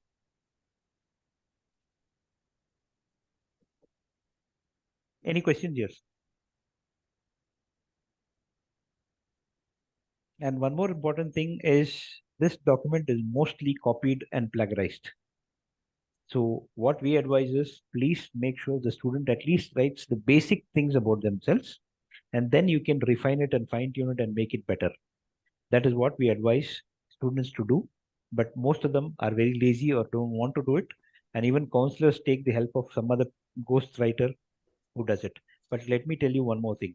The language that the ghostwriter or somebody uses might be not the same that the student speaks actually. Tomorrow, when there is a viva or an interview by the department head, there is a lot of difference in the kind of phrasing and words being used by the student and the SOP that is in front of him. So which can create a problem for his admission. So you need to be aware of that. Okay. So I think if a student can answer all these questions and put into a framework for his SOP, I think that will work. Simple, sir. Simple. Answer these questions as points and then Yeah. create it into sentences and put it in a right flow. Paragraph. Yeah. I think this would be good. Yeah. Thank you. So, sir, do you think that preparation of student is better than somebody's writing? Yeah. It is an ethical way of applying to university, sir. Yeah, right. Yeah. Because, sir, let me tell you, if the student cannot express himself about himself on the SOP, then what is he going to learn there? How will he attend the lectures there? There is nobody going to sit on the board and write like in India. A lecturer comes, he gives lectures and he walks off. If you don't understand, it is gone. You cannot again find him to give you another lecture. He will not repeat it. And if you want to ask him doubts, to ask him a doubt, you will have to take an appointment. And that might take 3 months actually to meet him. Oh. That is how the education system is. Nobody writes on the board and explains, or nobody explains in Hindi or Kannada or something. If you don't understand the meaning, it is again explained in English itself. So that is why you write IELTS to understand how the teaching is done. I think everybody thinks IELTS is just done to check the proficiency. Actually, IELTS is written to give you a insight into how the college works there. Now, what you're going to do as a student is read, listen, write, and speak as a student. Now, what is it testing? The same thing. Now, in the task also, if you see, the student is given a passage to hear or a record. You listen and fill up the gaps. Now, that is what is happening in the class also. He's giving a lecture. You need to write notes quickly. And in the writing and reading, they're giving you task actually. There'll be a paragraph, you need to read that and make a sentence or make points about that. Or there is some other chapter or a picture that is given you, and you need to elaborate on that and create a passage for that. That is what you are doing in the college also tomorrow. And in the speaking part, your lecturer tomorrow asks you, can you talk about this subject? What will you talk if you don't know? This is what is done in IELTS. And nobody knows this actually. Nobody tells you this. Yeah, you're right. And everybody thinks writing IELTS is nothing but just mugging, writing, practicing. That's the end of it. No. This is a starting trailer of what you're going to experience in your class tomorrow. So I have seen in so many institutes that they are hiring SOP writers. Yes, sir. That is business. This is not good. We have made it business, sir. Yeah. That is why I tell students, sir, if you're making somebody to write your SOP, then you are the loser, not the writer. He is getting money. Now you are taking SOP, going to the department that tomorrow when you are getting in for admission, your department head conducts a small interview to you. To tell me about your project. It's a mirror for the student. Yes, sir. What now, he is. I'll tell you an example. You write an SOP with somebody.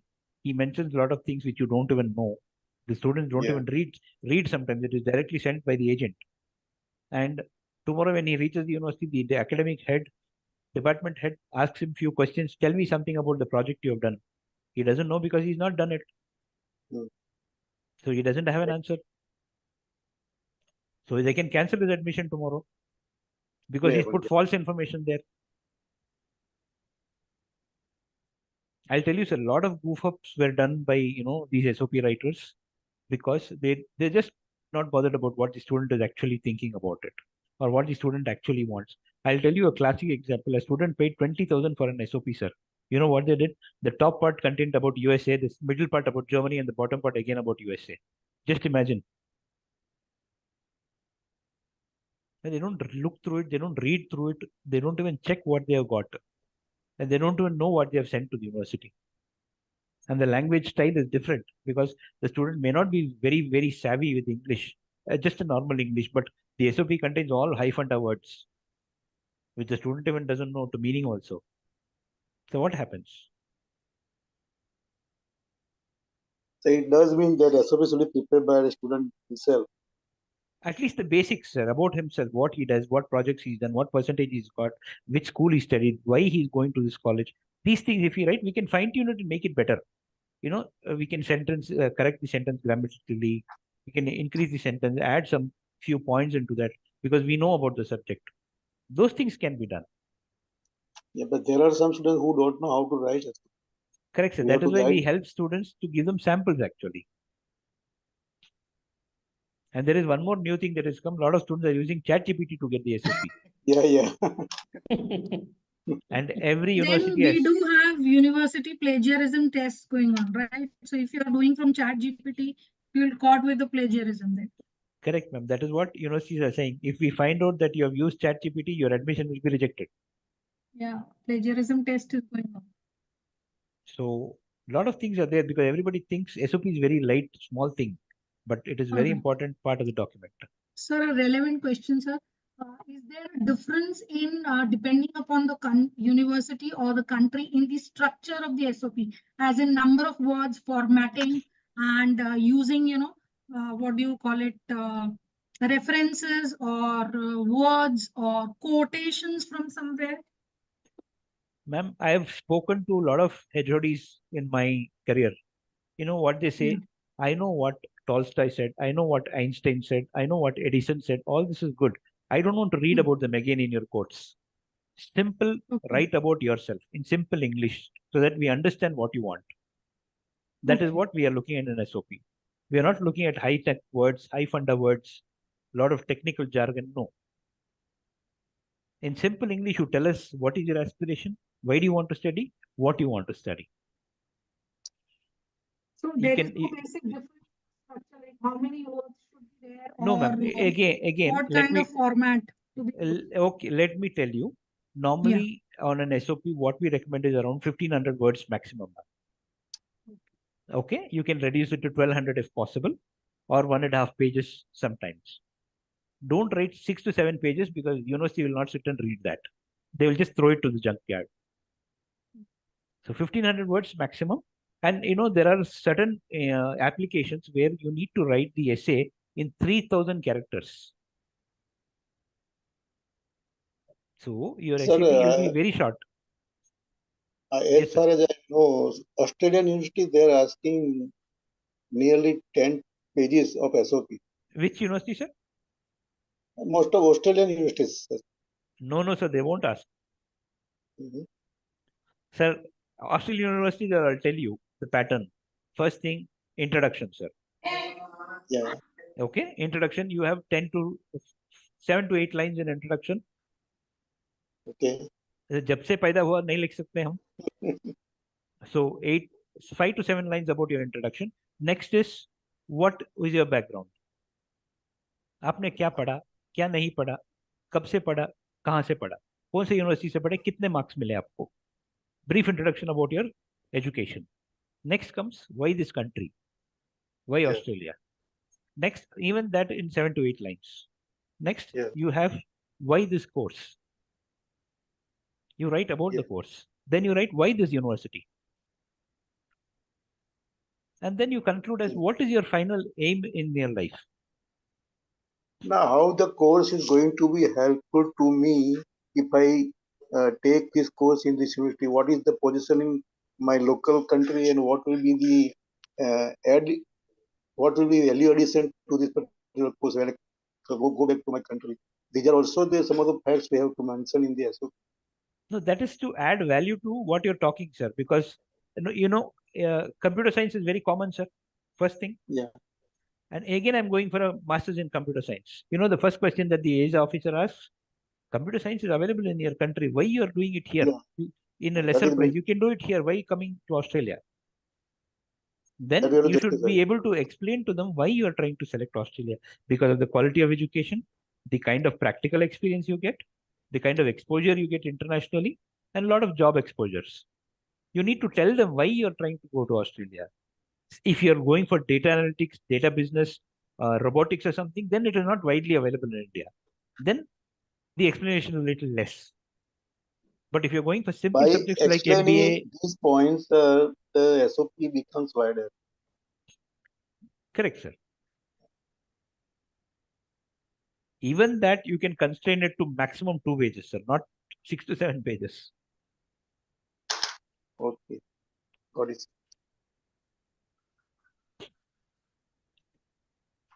Any other questions, sir? Anything else you want to ask me generally also? Please let me know. So we are going to ask you duration of the time for the admission. I didn't get you. Like how much time it's going to take after all this documentation and when we apply. No, that's what I said, sir. Sir, can you put the mic on mute? Somebody is talking there. Now, if you look at the timeline, what we say is, hello. Arvind Kumar, please.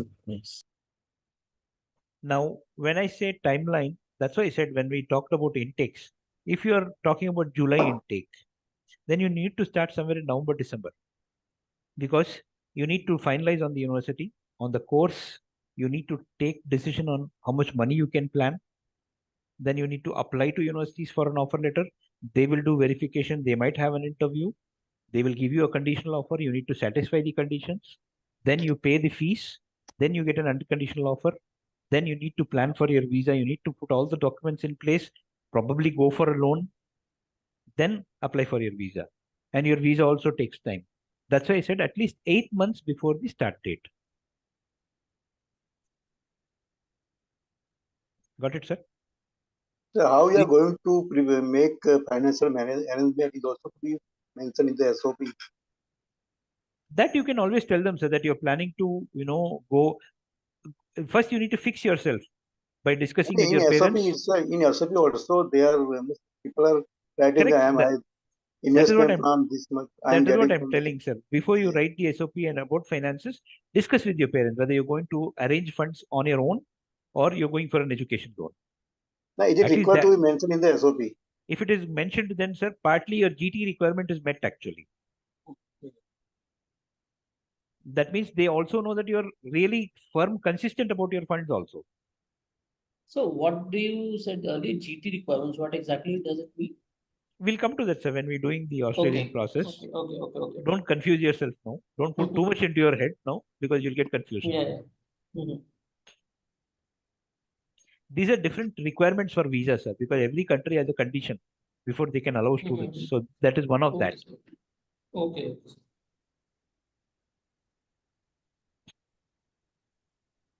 Any other questions, sir? Regarding entry requirements, regarding SOP, regarding, kind of universities or kind of tests that we have.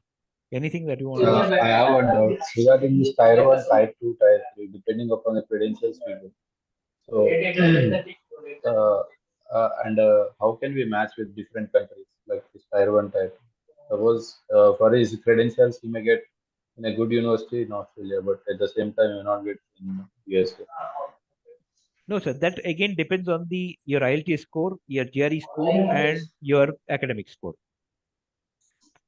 If you want to really try to get a good university in USA, then you need all these 3 scores to make sure that it aligns with the requirement. Now, if you have only IELTS and GRE, you cannot find out what percentage that the university is accepting. Now, if you have the percentage and the IELTS score, then you don't know about GRE. So in US, if you are trying to find out the university which is good, then it depends on your academic score your GRE score and IELTS. Then it's easy for you to target universities. Otherwise, it will all be guesswork. Because I'll tell you a live example. Recently, I had one of the students who applied for masters in cyber security or something, and he had only given me around 75% of academics and IELTS. And we applied to certain universities because he wanted that only. So fine, chalega, karke we applied, and those universities asked for GRE. Fine, he wrote GRE, but unfortunately he got only 283, not even 300. अब क्या होता है, just because we guessed all these 5 universities we cannot apply now because they want more than 300. Got it? Sorry, let me ask you a question. Yes, sir. See, in our portal, I think the information is going to be given. Like? When we apply to some universities, Mm-hmm. then they're going to pose on some questions. What are the things they need? Not questions, sir. Now, when you're trying to filter a university, it is filter. Whether you Yeah. have IELTS, whether you have GRE, whether you have percentage, whether you are which country, which place that you're looking for. That kind of filter comes. Okay. But then if you want information on detail, you have to go to the university's website. This is only a tool to help you out. Okay. Yes, sir. Thank you. So then, what is the best time to write GRE or IELTS? It's before applying or in the process itself? No, so it is always to have before applying, because universities can make decisions faster if you all everything ready. Otherwise, what will happen is anybody who has applied with this course will be given an advantage. You will put on hold. They will not give you priority because you don't have. Yeah. Okay. So it is always good to have all the prerequisites ready before you can apply. So it makes your life easier. We get admissions faster. Okay, talking about conditional offer letters, is it advisable to apply for conditional offer letters or wait till you get a particular score and then apply for? So it again depends on the confidence of the counselor and the student. Now, if you look at UK, Australia, and New Zealand and all these places, I can apply for a conditional offer because the academic condition is met. The only language problem is left because I know that I have good language. I can get that score. So no issues because I can plan for my loan and all these things. It will help you. But you cannot do this with US because they don't give you conditional offers. Okay. Your application itself does not get submitted because you don't have the button to submit unless you enter this course. But in UK, Australia, and all, you can get conditional offers. So not problem at all. You can happily do that.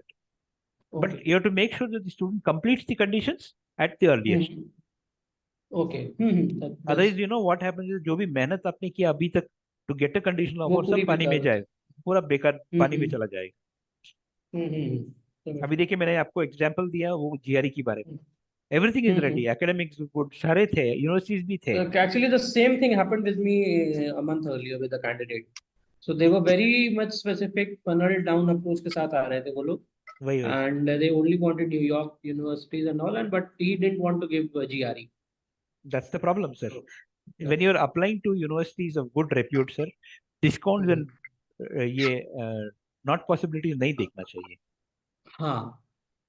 The more you discount, more chances of not getting is a possibility. Exactly.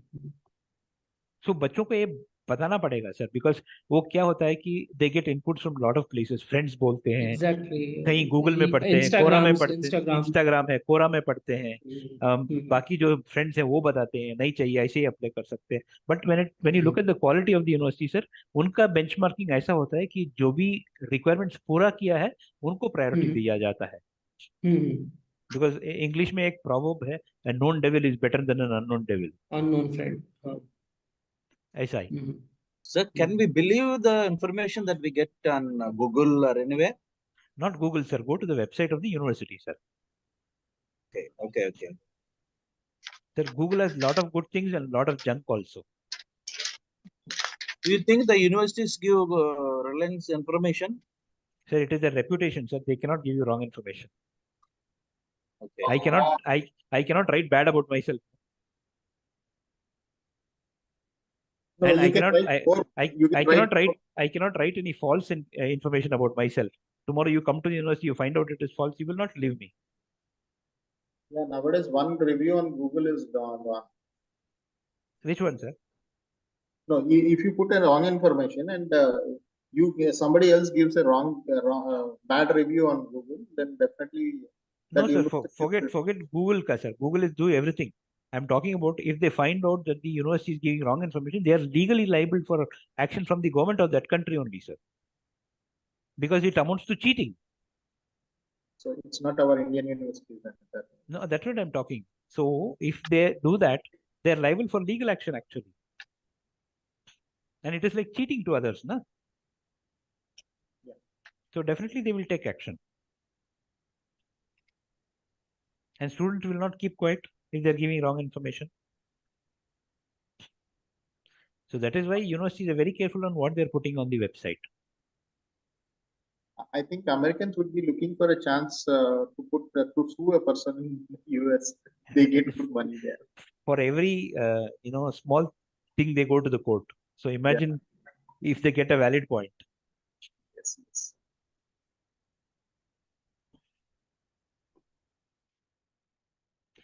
I think the ladies don't have any doubts, madam. Not much, sir. Very Clear? clear. Yeah, very clear. Thank you. Any input or feedback from your end, ma'am? Later, sir. There's plenty of time Okay. here to learn more. Yeah, it's a slow progress, ma'am. It is not an overnight thing that you can learn. I think you have to bear so many questions once we start applying. Sir, I have done 3. This is my 4th course on international certification. Sir, I have already trained more than 800 people, sir. And, sir, I have done my GCC also. I have done my ICCC also. Now this is CCC IS. I have done ICSC also. So this is my 4th certification in international education. Now, how do you find the content of this, ma'am? That's what I'm looking for. There are certain differences in all kind of content. And then updation happened, no, since 19, I did my first certification in 2020. So till that, in 4 years, there's a lot that has been changed. And it keeps changing every year. Yeah. So mainly for me to join this training program was to get on board on the partner stuff. So training is one extra advantage again that I'm getting. So relearning my things. Did you find it useful, ma'am, the training part? Yeah, definitely I'm finding. I'm learning some new updates that are happening. Okay. Yeah. Thank you, ma'am. So much. Yeah. Okay. Any other questions, ma'am? So can I continue? Please continue. I think I'm the only lady speaking here. That's what I said. Nobody else is speaking. Anyways, let's continue. Because, in a training or a teaching, there are only 2 things. Either you understand everything or you don't understand anything. And that No, we are following keenly. Just we are listening. If you have any doubt, I am definitely asking. Yeah. No issues. Actually, it is very comprehensive and very comprehensive. What you are saying verbally and what is there on the slide, it's matching. So there's hardly much doubts there. Okay. Yeah. That's true.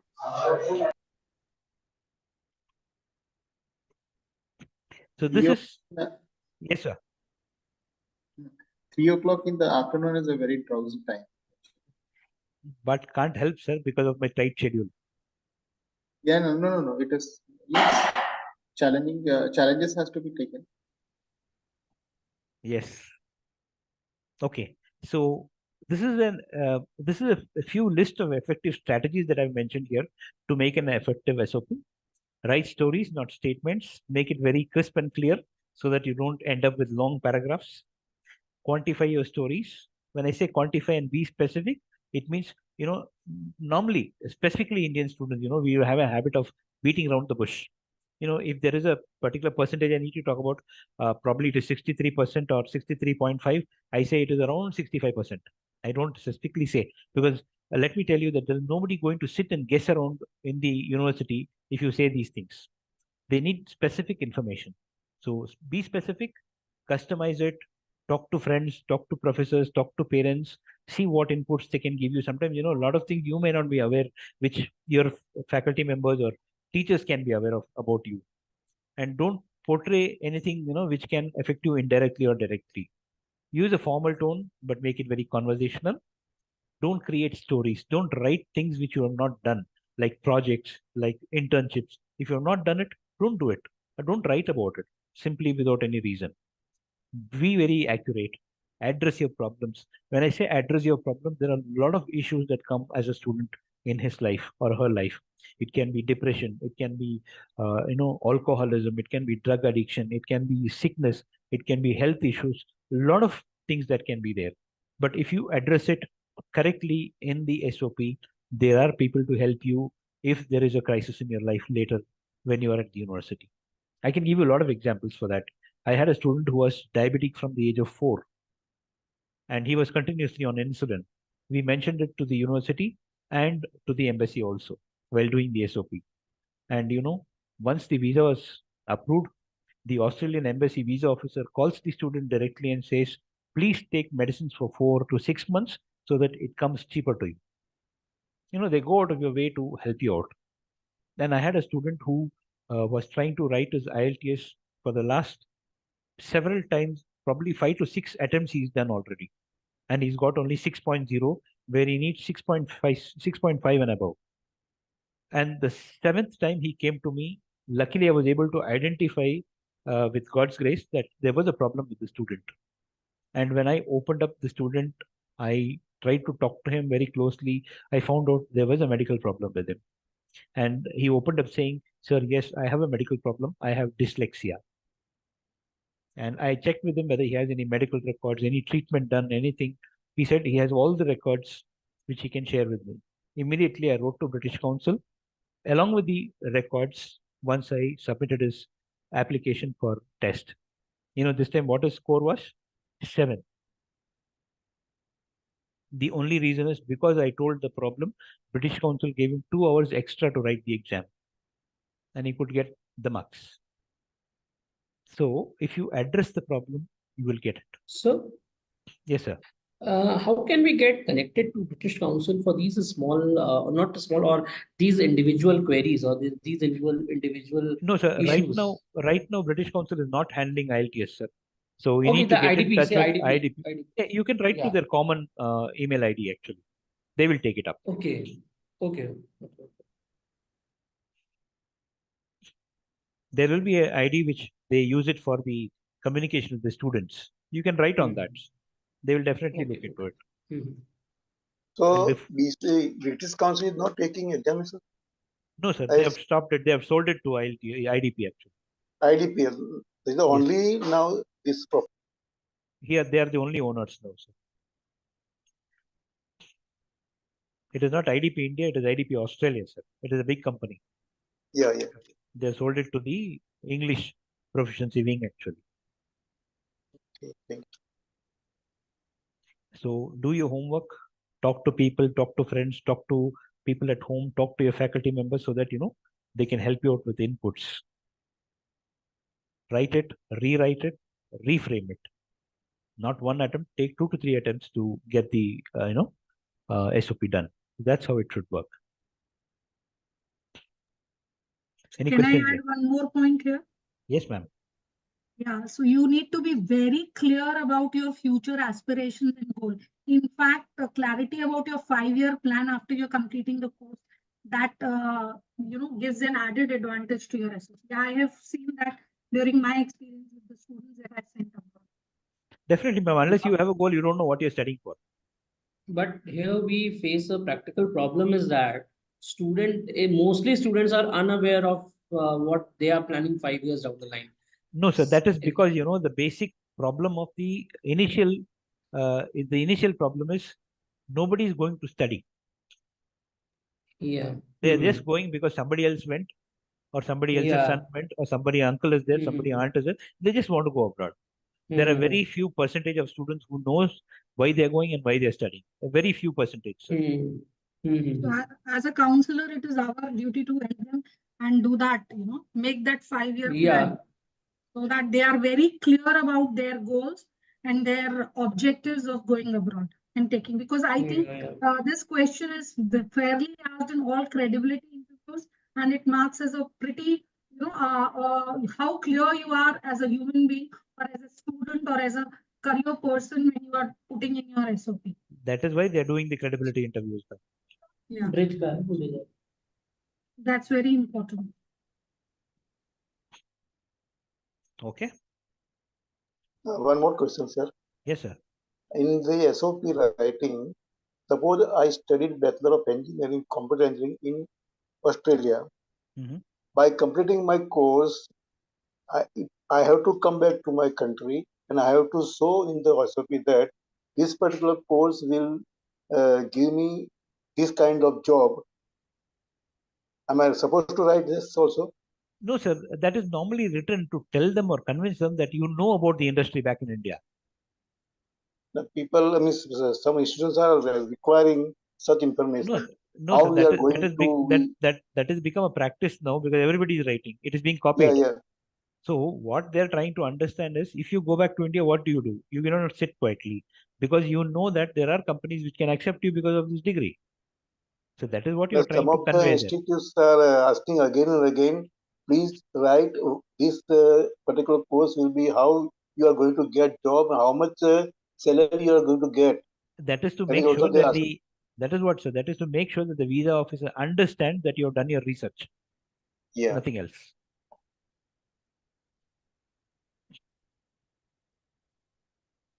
Okay. Okay, sir. Any other So if questions? I doubt if the student is expectations are with tier 1 universities and he could not meet, okay, but still if he has tier 2 universities, he got the admission and he got the visa, can he go to after he lands he can try for other universities also once he lands in Which country, sir? USA or Canada? Sir, let me tell you about USA, sir. USA, I can get any visa and get into any university. Nobody stops me. But that will not work with any other country. Not in any other country. No, sir. Wherever he's got visa, he has to go to that university only. For USA. USA, you can do anything, sir. You can get a visa for some university. You can go and get an admit into some other university, provided you have an I-20. But the system is not applicable to other countries. It is not they have to join the same. It is not a system, sir. It is a violation done by students. Okay. That is not allowed in any other country, sir, except for US. So, Okay. Thank you. Any other questions, sir?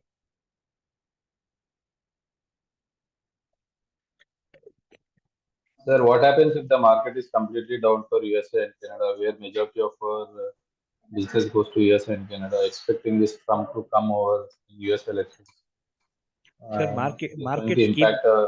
markets keep going up and down, sir. That we cannot. It's not in our control.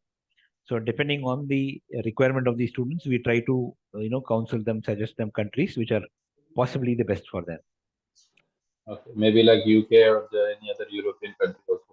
Anywhere, sir. Anywhere, any good university gives you good education. Even in Europe, you have beautiful universities which give you, super education actually. But nobody wants to go because everybody wants to go to UK, USA, Australia, New Zealand. Yeah, Norway and Denmark have the best university in the world, but no one promotes them. I don't know why. No, so it's not about promoting. Nobody wants to go. Okay. Because everybody wants to follow the crowd. Contrary to the general aspect, I have seen in spike in queries for Norway, Finland, and European countries in past, say, 1 year. That is because UK and USA are rejecting applications, so that is why. Nothing else. It's not about finding a good destination. It is about alternative destination. Now, if you see, a lot of students from Punjab are shifting from Canada and USA to Australia. That is just a trend. Tomorrow, if Canada opens up, again they'll shift back to Canada. It is not because of studies. It is because of opportunities. Wherever they can get in easily. Got it. Yes, sir, one more doubt. How does this free education really work for the European countries? And what is the benefit of us tending to Not everybody gives you free education, sir. There are only 2-3 countries which give you free education. Germany, Norway and Finland. Yeah. Okay. So free education Public universities, they don't charge tuition fees. You need to show them living expenses. But if you're sending students to that, then you need to charge them money. Yeah, but what I find is that who are eligible for free education are also good at getting good marks in GMAT and going for CATs and scoring in IIMs in management. Okay. They are joining First, Bangalore and Kolkata. So why first, they do go for free education for this? sir, let me tell you, it's about not about Calcutta and Delhi and Bombay. It is about the quality of education. That free education does not mean bad education. It's one of the best educations that you get. Because there are top public research universities which give you free education. It's not that because they are cheap. It is because of their class that they give you free education. And if you see all the free education, if you see all the education institutions which are giving free education, they are all top research universities in the world. Okay, one more, sir. In Switzerland now, hotel management colleges are open now. Recently, I'm seeing spike in this hike in this university. Many students are moving towards Switzerland for hotel management or culinary courses.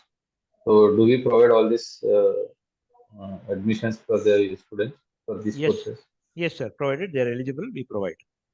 Because I'm from tours and travel industry, I know weather conditions, geographical locations of all the countries very well. Switzerland is about hotel management, sir, and they are very costly also. So if the student can afford, we have no problem. Yeah, people are ready to afford. Yeah. They are moving. Sir, one more doubt from me, if you allow to me. Yes, sir. Sir, I am from Gujarat. It is seen that Punjab is the first state from India which is migrating to Canada, particularly Canada. Now, recently in our Gujarati Daily, I am from Gujarat, so there are some writings that people from Canada who has already migrated or gone for study purpose, they are coming back due to some problems such as finance, job, accommodation, and all that. So this will, I think, affect our way of working. Sir पहली बात यह है sir कि जो भी students जाते हैं अगर सीधा पढ़ाई के लिए कुछ करियर बनाना है तो they don't have any problem sir. अभी ये जो स्टूडेंट्स जो वापस आ रहे हैं they might have problem with language. They are not academically strong and they don't have the required finances. So क्या होता है? The pharma students and paramedical students, they don't have any problem to get job also. But that is what I'm telling. It depends on the kind of profession they are going. Okay. But we are getting candidates from other pharma and other degrees. For them, there is some problem for getting job on that. No, sir. Let me tell you one more thing, sir. Pharmaceutical industry is medical. Yeah. So countries abroad are very strict about medical admissions. Okay. आप ये देखिए pharma देखिए, physiotherapy देखिए, psychology देखिए, medicine देखिए, ये सब बहुत मुश्किल है आपको एडमिशंस मिलने या टिकने के लिए. ये सब लाइसेंस होना चाहिए आपको काम करने के लिए. जी.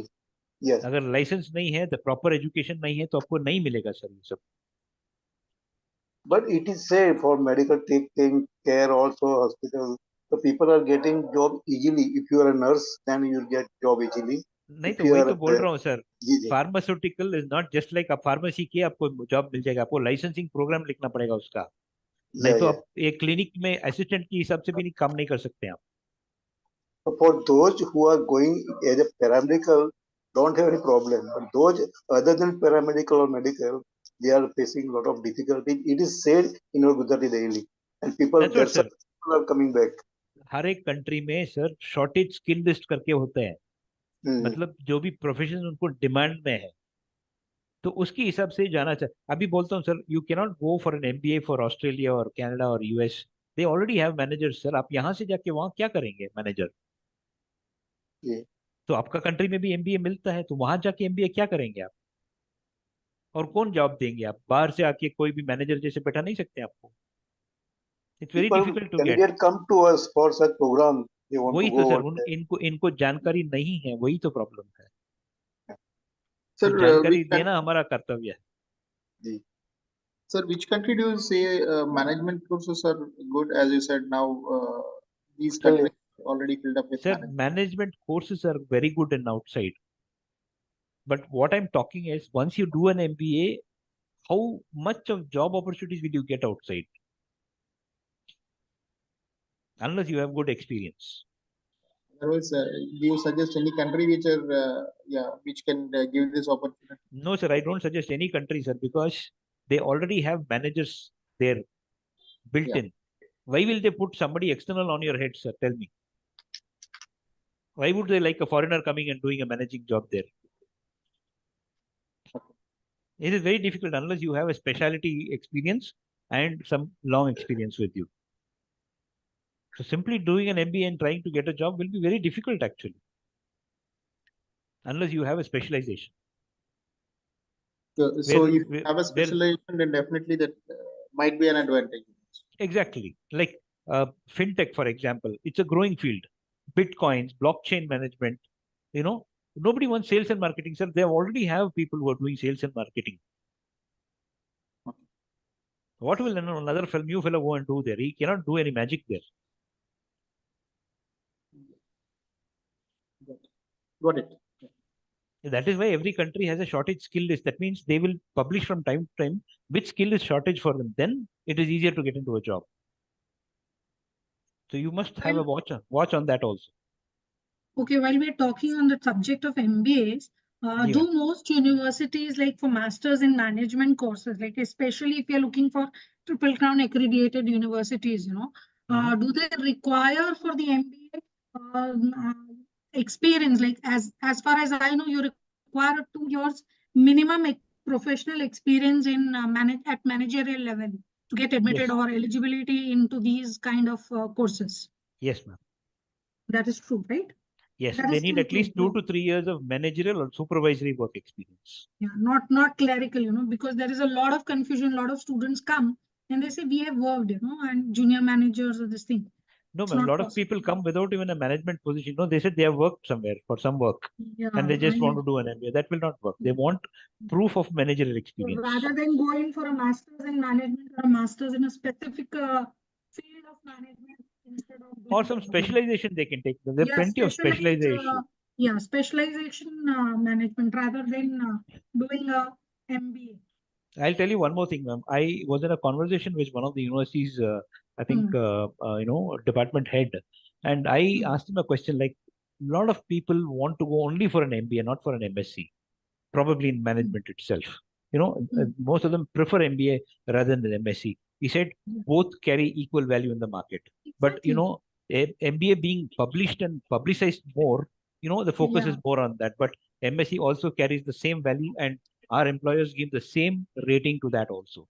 I absolutely agree with you. I've sent students, I have counseled, and I've told them not to do an MBA, but do an MSc in luxury brand management or an Correct, MBA in fashion business management It's a or specialization, into actually. international business analytics. Correct. It's a specialization that gives you more Those are value. more. Yeah, and those courses are not available in India. Correct, ma'am. So it's an added advantage, actually. Yes. Then you have a global advantage of getting employability also. That is also one thing, ma'am. And the visa office also knows that this fellow is going to study something special, which is not back there in India. Exactly. So, and there are your approval ratings also increase, actually. Yeah, and there are plethora of such kind of courses abroad if you want Plenty to of courses, check it ma'am. out. Plenty, not in India. But From- people are so running after an MBA. Correct. You get courses from trichology to aviation and aerospace. So you name the course, you get it. If you are aware of it, I don't know how many of you are aware of that. There is a course in suicide management. Yes, I know.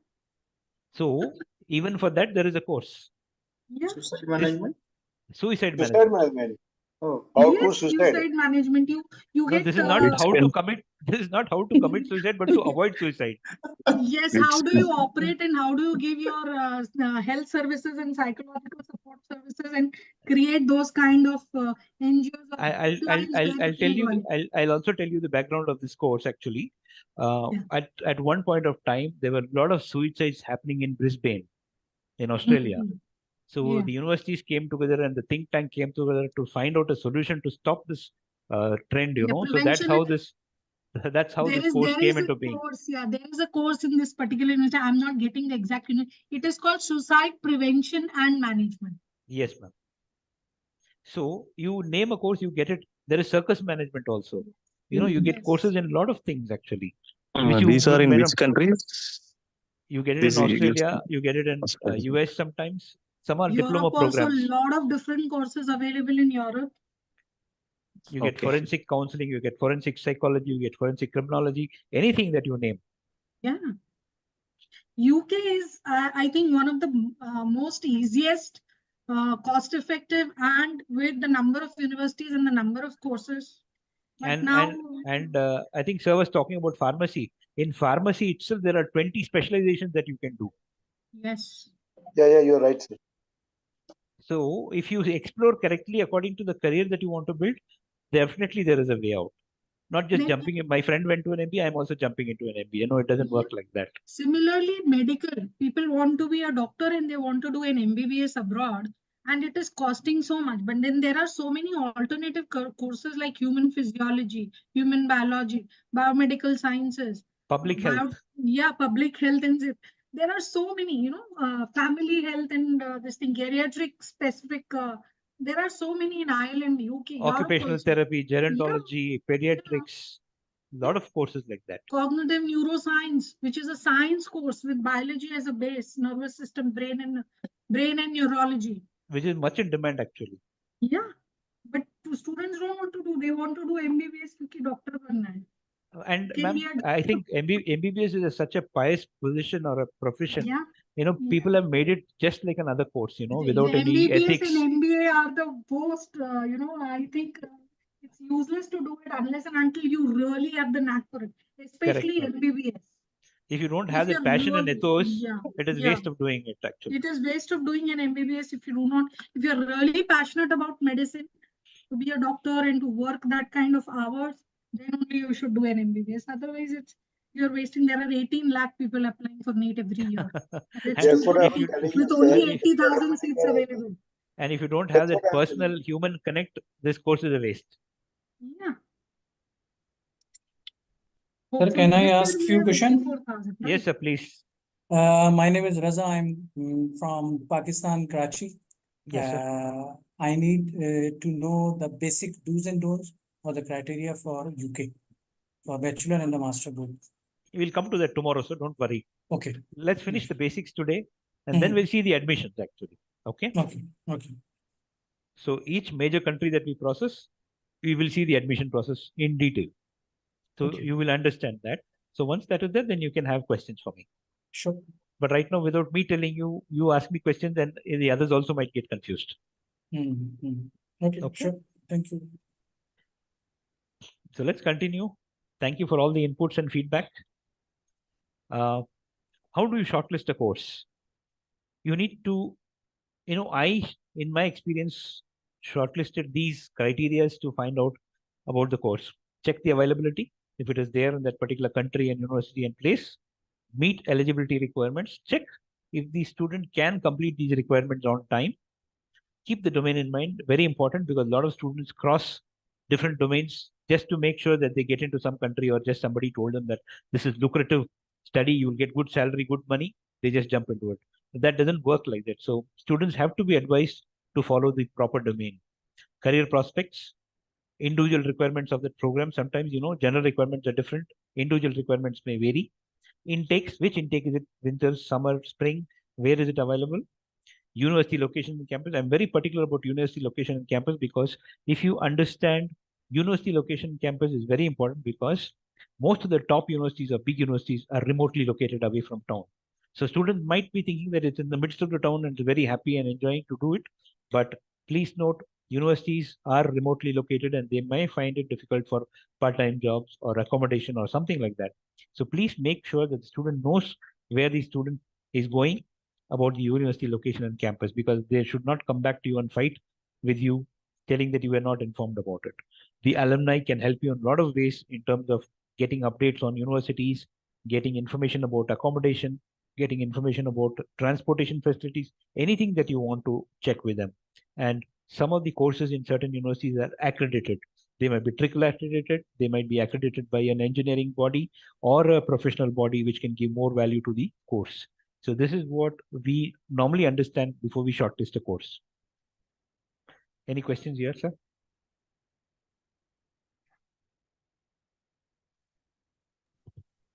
Nothing, sir. Let's go. It's explained. No, there is no problem. Okay. So how do you shortlist a university? Now, everybody wants to go top university. That's the criteria that every student comes with. Whether he has merit or not merit, they want to go to a top university. Yes, definitely, we are there to help him to get into a top university. But again, a lot of things matter there. His academic percentage, his proficiency in that particular specialization, all that matters. But I also would advise in looking at university ranking is not the only criteria, but also look at the course rankings in that university, because that can give more edge. Because let me tell you, university rankings are normally done by third parties which get information from universities. Most of the universities do not share confidential information about a lot of things to the third parties. So if you can see the ranking, you can see a disclaimer at the bottom saying that the ranking was based on the information provided by the university. So any university that can be on the top also can be at the 20th place sometimes. We don't know. So look at the course ranking also, which can add value to the program.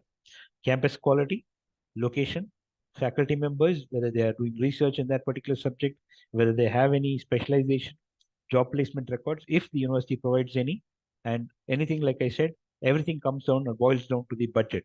So if the budget doesn't suit the student, whatever heaven and earth that you show, he might not take it. So make sure that all these combinations fit together to suit his budget a little bit on that side to make sure that he gets the best out of the university. Any questions here, sir?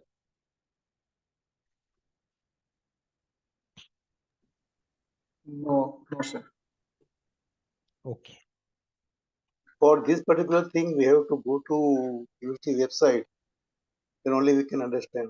Yes, sir, definitely, sir. Because unless you go to the website, you will not know their specializations or specific requirements or good things about the university. And tomorrow I have shared a few important web links so that it can help you upgrade, get updated information, and keep updating yourself. That it will be shared on the next tomorrow's PPT actually. These are some of the do's and don'ts that I would like you to understand during the application process. Do give yourself much time because you're applying to a foreign university which has its own deadlines, and you need to compile a lot of information and give them a lot of documents that to satisfy their criteria. So start much before the deadline. Don't become a deadline zombie. Ask questions, because you ask questions to the student and student also asks questions. That makes it more healthier because you get to clear a lot of things which the student might not disclose to you. And two bad things which I've seen from Indian student is apply to all the universities that you can find in the book. You don't even know why you're applying. Just apply to 5 to 6, 7 universities without knowing why you're applying, just randomly. Now that doesn't work like that, because please understand there are lots of students waiting like you to also apply to those universities. So you're blocking every student's opportunity actually. So what we normally advise is 5 universities maximum for most of the countries, and some universities we restricted to 1 or 2 only because of the restrictions. So that is what we advise. Once you send an application down to the university, please don't push them every time, every day, every week, because if they get irritated, they can block your applications or they can reject your applications. So don't pester them once you send. I've seen students writing without any salutation to the universities, just like that. Hi, what happened to my application? Who is sitting and thinking about you? What happened to your application means? It doesn't work like that. There's be a proper communication manner in which we communicate to the university. That has to be done. So students don't understand this sometimes and get into problems. Do research about potential target colleges so that you understand better before you apply to them. Give an early thought to financial aid, because you need to involve parents also at the initial stage, because they're the ones who are going to fund you. So make sure that they also understand what are the burden and repercussions of applying to a particular school and about the study abroad, so that at the end of the day, they shouldn't drop down telling now there is no money. So that also happens all the time. Don't assume that you cannot afford a good school because of the budget. Sometimes because of merit, they might give you scholarship which can make it affordable. That is also possible. Like we discussed a few minutes ago, do not copy essays. plagiarism is illegal. As much as possible, make sure you create your own SOP, get guided from teachers, friends, and counselors so that it can help you improve the essay and make it more presentable. Any questions? Yes. Sir, how can we find out the course ranking in a university? Mhm. So how to find out? There are websites which give you rankings, sir. You can find out from that. Okay, which would be the best? Like it will be depending on country wise or how it is? There is no best or bad, sir, because these are all third-party, entities which give you rankings. Times Higher Education is there. The Shanghai ranking is there. The Webometrics is there. So there are plenty of agencies who do that. So different rankers give you different information actually. The Which best one is the place most to credible? find out is university website. If you type in their search criteria, ranking and accreditations, the If you go to university the has an entire if page you dedicated to go that. if you go to the about column of the university, they will tell you all these details. Yeah, that is there. Okay. In fact, even in the course curriculum or in the course overview also, generally the accreditation and the ranking, subject ranking is also given. That is individually for the course. If you're looking at total at the Yes. university, then it is in the about page. Okay.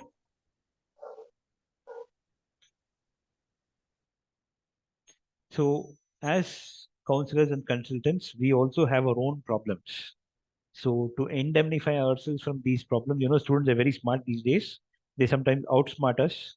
So to keep some deterrent, we have a document on the CRM which says study agreement, student agreement, which can be downloaded. It's a Word document. You can change it to your company's name and get it printed on a non-judicial 100 rupee stamp paper and get it notarized and signed by the student so that, it acts as a deterrent, so that it is there in their mind that they have something legal with them so that they don't do anything untowards to put you into trouble. So what trouble can come to you is fake academic credentials, fake financial documents, forged passports, previous history of illegal stay, some criminal conviction, they don't tell you, previous visa rejections, they don't tell you. If they are deported because of long stay during a tourist or some other visit, they don't tell you. Politics sometimes, and students also start blame game sometimes, when there is no proper communication from the counselor side. So all this can be avoided with proper communication, but in case there is a trouble, you can always get a little, caution somewhere by putting the document in front of them so that, you don't get into deep trouble for things you have not done. Okay. Any questions? Yes, sir. Normally, So this one, indemnity thing, you suggest that we have 2 copies signed to keep one with us and one with the students, or we generally sign and keep only one? You can keep the original with you and give them a copy. Okay, got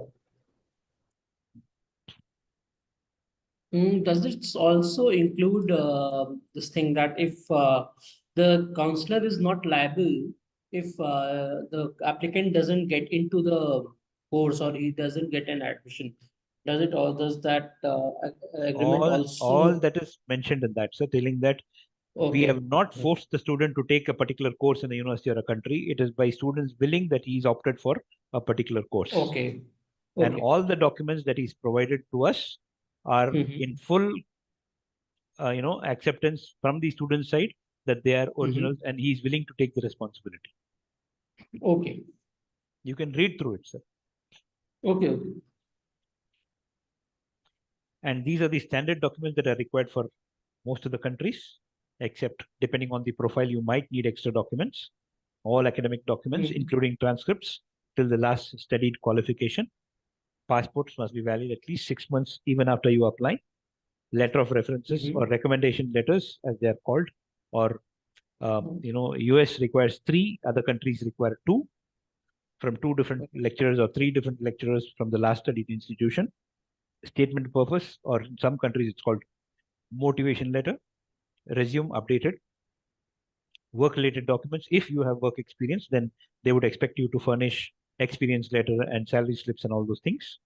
But if you cannot provide these, at least provide the offer letter and last 3 months pay slip to state that you are still working.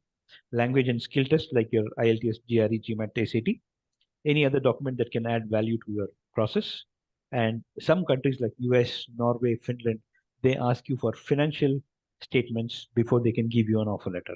So this has to be produced to them before you can get an offer letter to show them that you're financially stable to get admitted into that particular university in that country. Any questions, yes?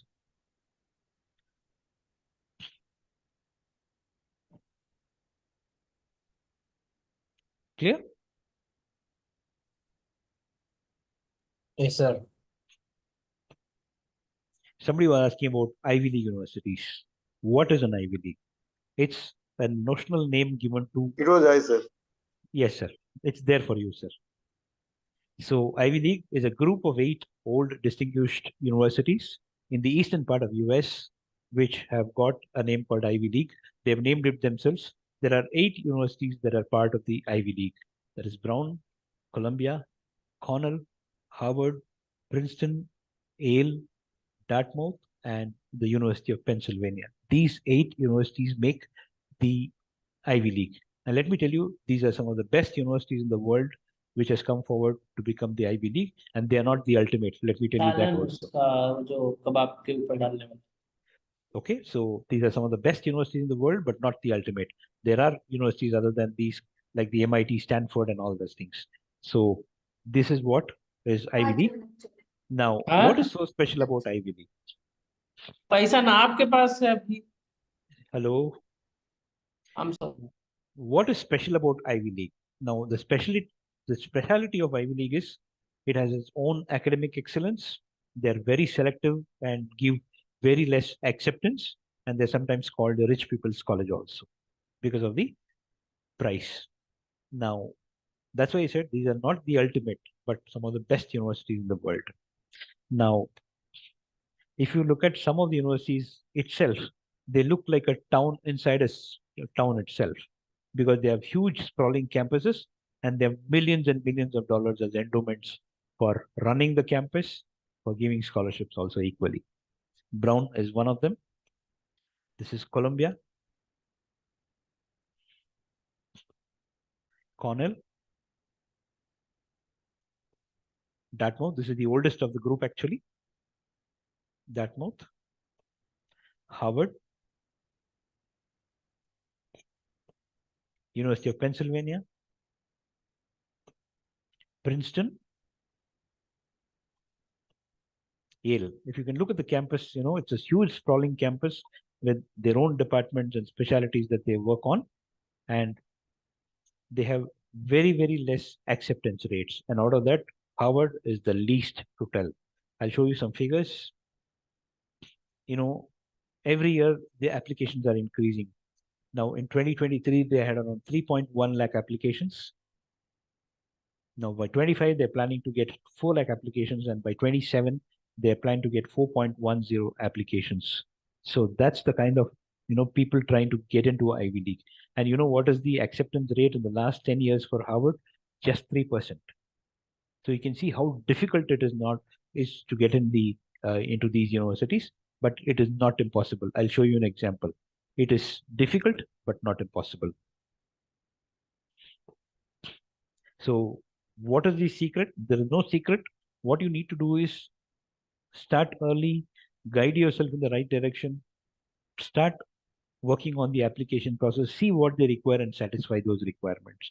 That's the secret actually. And some of the qualities that you need to get into Ivy League is you have to be brilliant, you have to be engaged, be authentic, be lucky, market yourself to them. When I say market yourself to them, your SOP is what I mean by market yourself to them. Start early. And I'll show you the secret for start early. Can you see this example? This student got accepted into all the 8 Ivy Leagues, and it is not a joke. It is not something simple. And look at the profile. He started at the age of 6. When I'm starting at the age of 6 to build a profile, parents play a very major role into this. And he's been a 98.1 student from the first grade. And he's part of a lot of activities. I could mention only a few of them here. He's part of the school's yearbook and literary magazine. He plays the jazz for the school. He's part of the NGO. He's part of the choir in a church, and he's a National Merit Scholarship student. And I think in 23 Jan, I read about a student, girl student, who got admitted into 14 universities and she got 14 billion scholarship. She didn't know what to do with the money. And there was another student before COVID, I think I read about him. He got into all the 8 Ivy Leagues and Stanford. So it is difficult, but not impossible. So these examples show that, if you start early, work on building a profile, do the right kind of work, there are chances that you can get into Ivy Leagues. Tomorrow you decide I want to get into Ivy League, it may not be possible. Any questions? Yes.